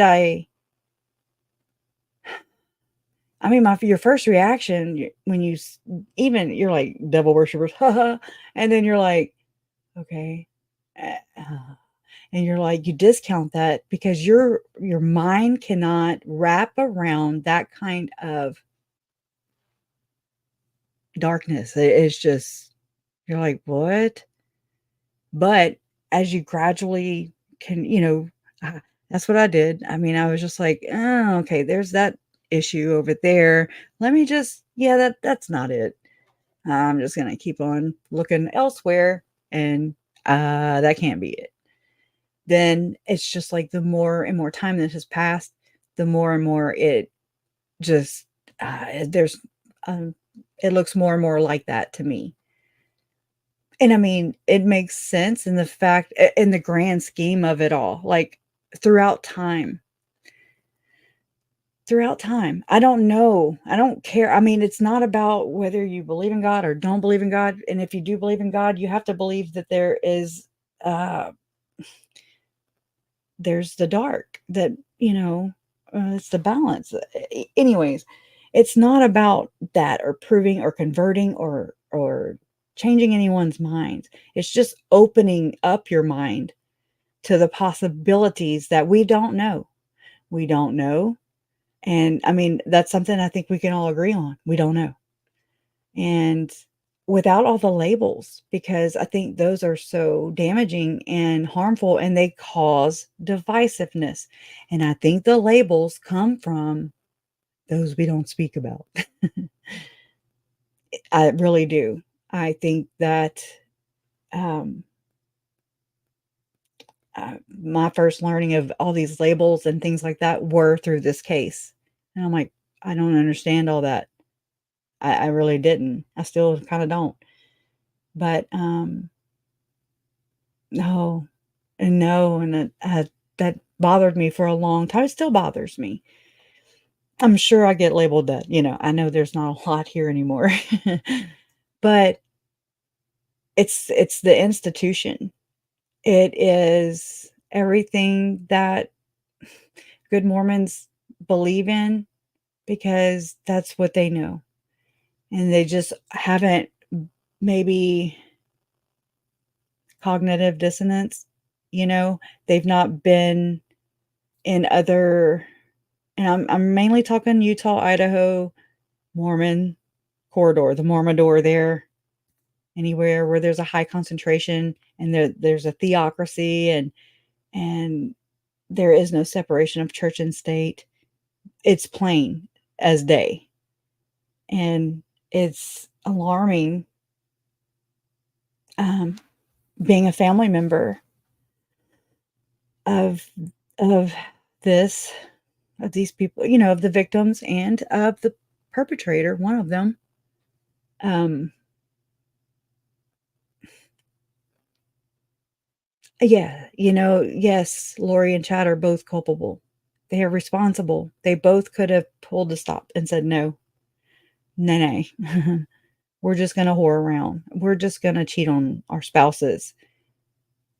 But there's something bigger at play. There's no way two people like this do this level of damage. This is astronomical. It's like, holy crap, the ripples never stop. And it's not just simply murder or conspiracy to commit murder. It's not just money, power, sex. It is religion or religious institution. Very much. You can feel it. You can see it. I mean, I don't think I uploaded it. Let's see if it actually made it up to the thing. No. The letter that the church sent out, let me look back in my photos. I'll read it to you, and we'll end on that note. And I do appreciate you being here. I really do. It is what it is. I know that it is hard to wrap your mind around. It still is. I'm just like, okay, whatever. Like, how did we get here? And that's very important element of the story because again, we've got to find the root of the cause, and so we can identify it. We can begin implementing plans and policy and procedure to finally address it, and maybe at least open up a doorway, whatever, a foot in the door, just whatever it takes to do the damn thing, because it sucks. It really does suck. And it's sick. It's so sick. Here, okay. All right. It's so blurry. All right. It says, this is Rexburg, Idaho. Wait, this'll be in my Google Photos. Okay, hold on. That way y'all can see it too. Let me close that. Well, let me close that. Google Photos. All right. Letter.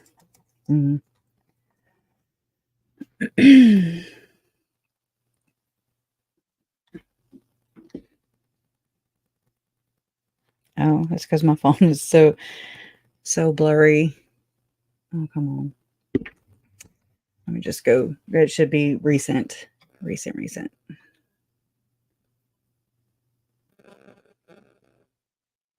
Let's see what day it was. That'll help. It was December today. There's just that many pictures, right? I'm crazy with the pictures, screenshots.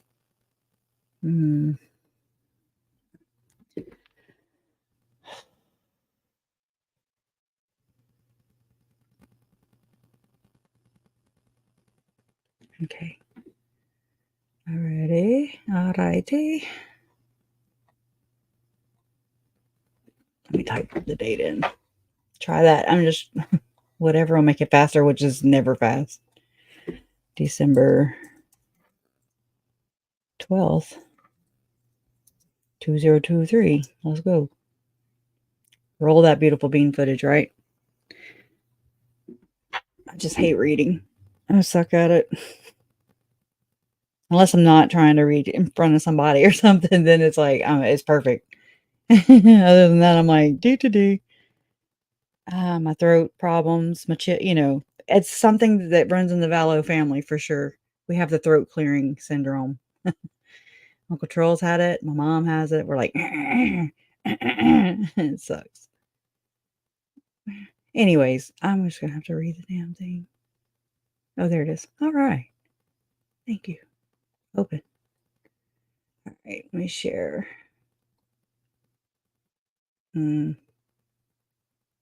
Okay. Here.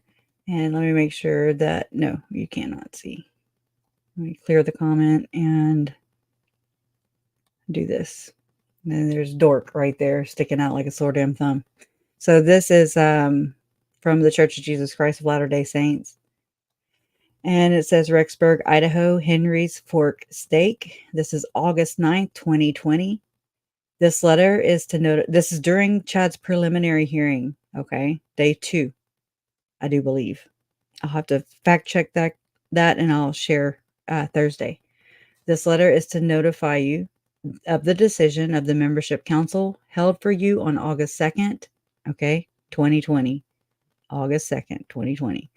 This the council decision was to withdraw your membership in the Church of Jesus Christ of Latter-day Saints for conduct contrary to the laws and order of the church, specifically for apostasy and for promulgating teachings and doctrines contrary to those of the church.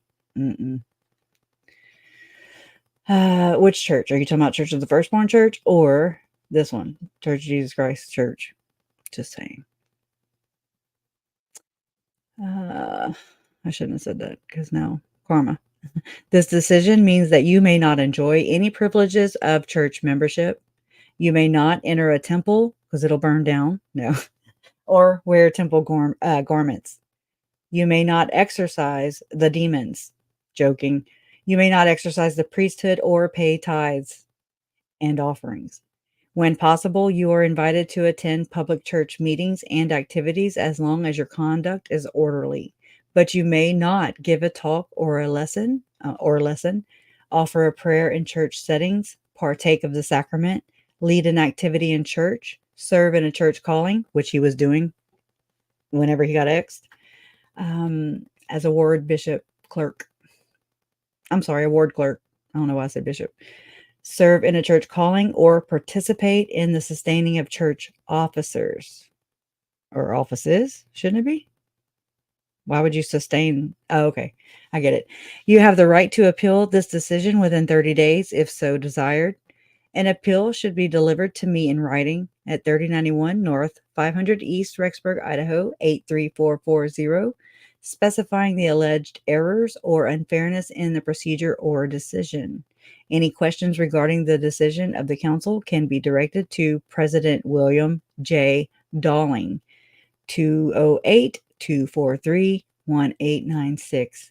Sincerely, President William J. Dalling, president of the Rexburg Henry's Fork Stake. And so this was letter 2 because the first one came out, and I'll try and put my hands on it. Whenever Tylee and JJ were missing, right around that time, they were like, just a friendly reminder not to, you come to the church first. You go to our legal department, which is Kurt McConkie, right? Everybody knows. Secret's out. And you call them first before you go sticking your nose where it don't belong, you silly member. You silly member. You do not pass go. You do not collect $200. But you do pay 10% on that life insurance you collected, you hear? Probably from Beneficial Life. I'm just saying, no, it may not be, but Beneficial Life Insurance Company is owned by the church. It was bailed out by the church not long ago.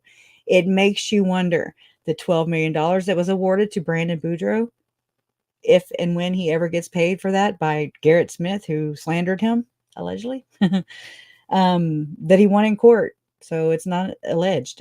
He won $12 million in court against Garrett Smith and his law firm and their spouses. So if and when Brandon ever does get paid from that, the church will make, I'm assuming, does Brandon have to report that? Will the church make their 10% off of that 12 mil? What it just is very self-serving, and it just goes right back into the kitty, into the little honey pot. And it's so low. I mean, just saying. It makes you think, right? Justice for Brandon, honestly. I hope so. I do. I hope so. I mean, I feel for him. I met him, I mean, he's like down to earth. He was just knocking back some damn energy drinks, and I was like, aren't y'all not supposed to drink those? But it's not the caffeine, it's like the coffee or the hot in your belly. And I was just like, I helped him put up some security cameras at my parents' house. I had the drill, and I was like, here you go. I mean, it's just real cool. And I was just like, dude, you sure you're not from Louisiana? Boudreaux? Boudreaux? That's straight Louisiana, And he was like, no. I'm like, but you sure did act like a coon-ass. And that's what we called here, is a coon-ass, which is, some people can take as racist, but I mean, it's my heritage. And I'm like, because you sure did put that car, you pop locked and dropped it. I was like, you put it in reverse so fast and got away, and thank God, and he was just like, no, I'm from Utah. I was like, oh, wow, you sure? But I mean, he was just really cool, down to earth. My parents love him. I appreciate him for doing what he did, driving to Rexburg when he did with his new wife, Jen. She's wonderful to him and his 4 children. They have a blended family, and I don't understand the dynamics of everything. I don't understand why Melanie Pulowski ended up with custody or temporary custody, or not temporary, but visitation with the children that she, half of them, allegedly deemed dark, and was trying to retrieve with Uncle Alex. Okay, we saw the body cam of her getting arrested. That was so gratifying.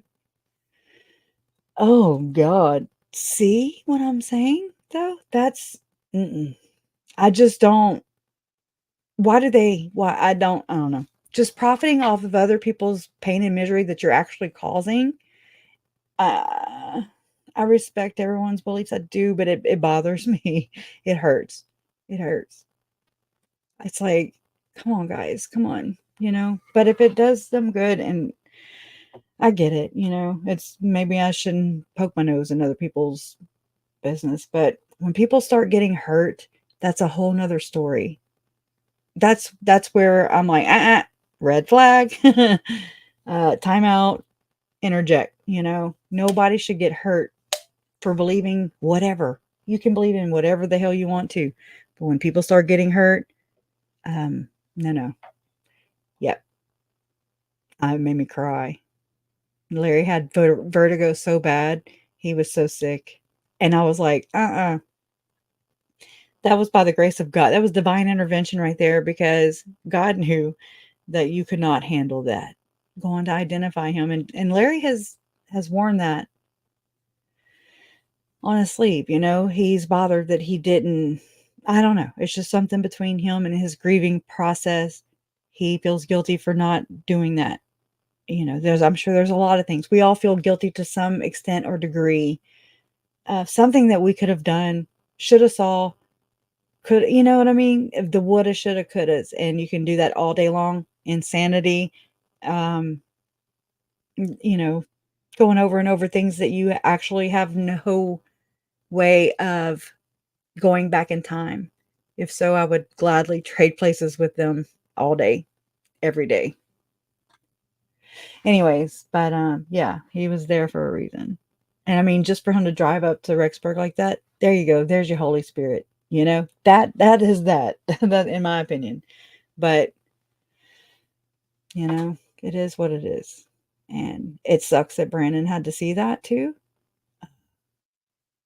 I mean, it was hard just to see pictures at the trial. And I mean, I have a lot of love and respect for Brandon. He is a victim in this, a firsthand victim. His life was spared. There's many times you could say the Holy Spirit or whatever intervened, or being at the right place at the right time, or whatever. Things happen, and he's here to bring this round, close this circle, to bring this home. And he deserves justice too, just as much as the next person. Thank you, Bewitched. Appreciate it. But anyways, I love you guys, and I'll see you Thursday, same time, same place. Is the date. Justice for Tylee. Oh, I'll do this allegedly. Oh, here I have. That's the bracelet one. Let me do this one. Justice for Bewitched. All right. Much respect to Brandon. Right, Angela? Yeah. Good night. Hot date night Thursday, right? Woo woo. Okay. Justice for Tylee, Charles, Tammy, JJ, and Joe. Love always wins. You guys are such proof of this. Love you guys. See you Thursday.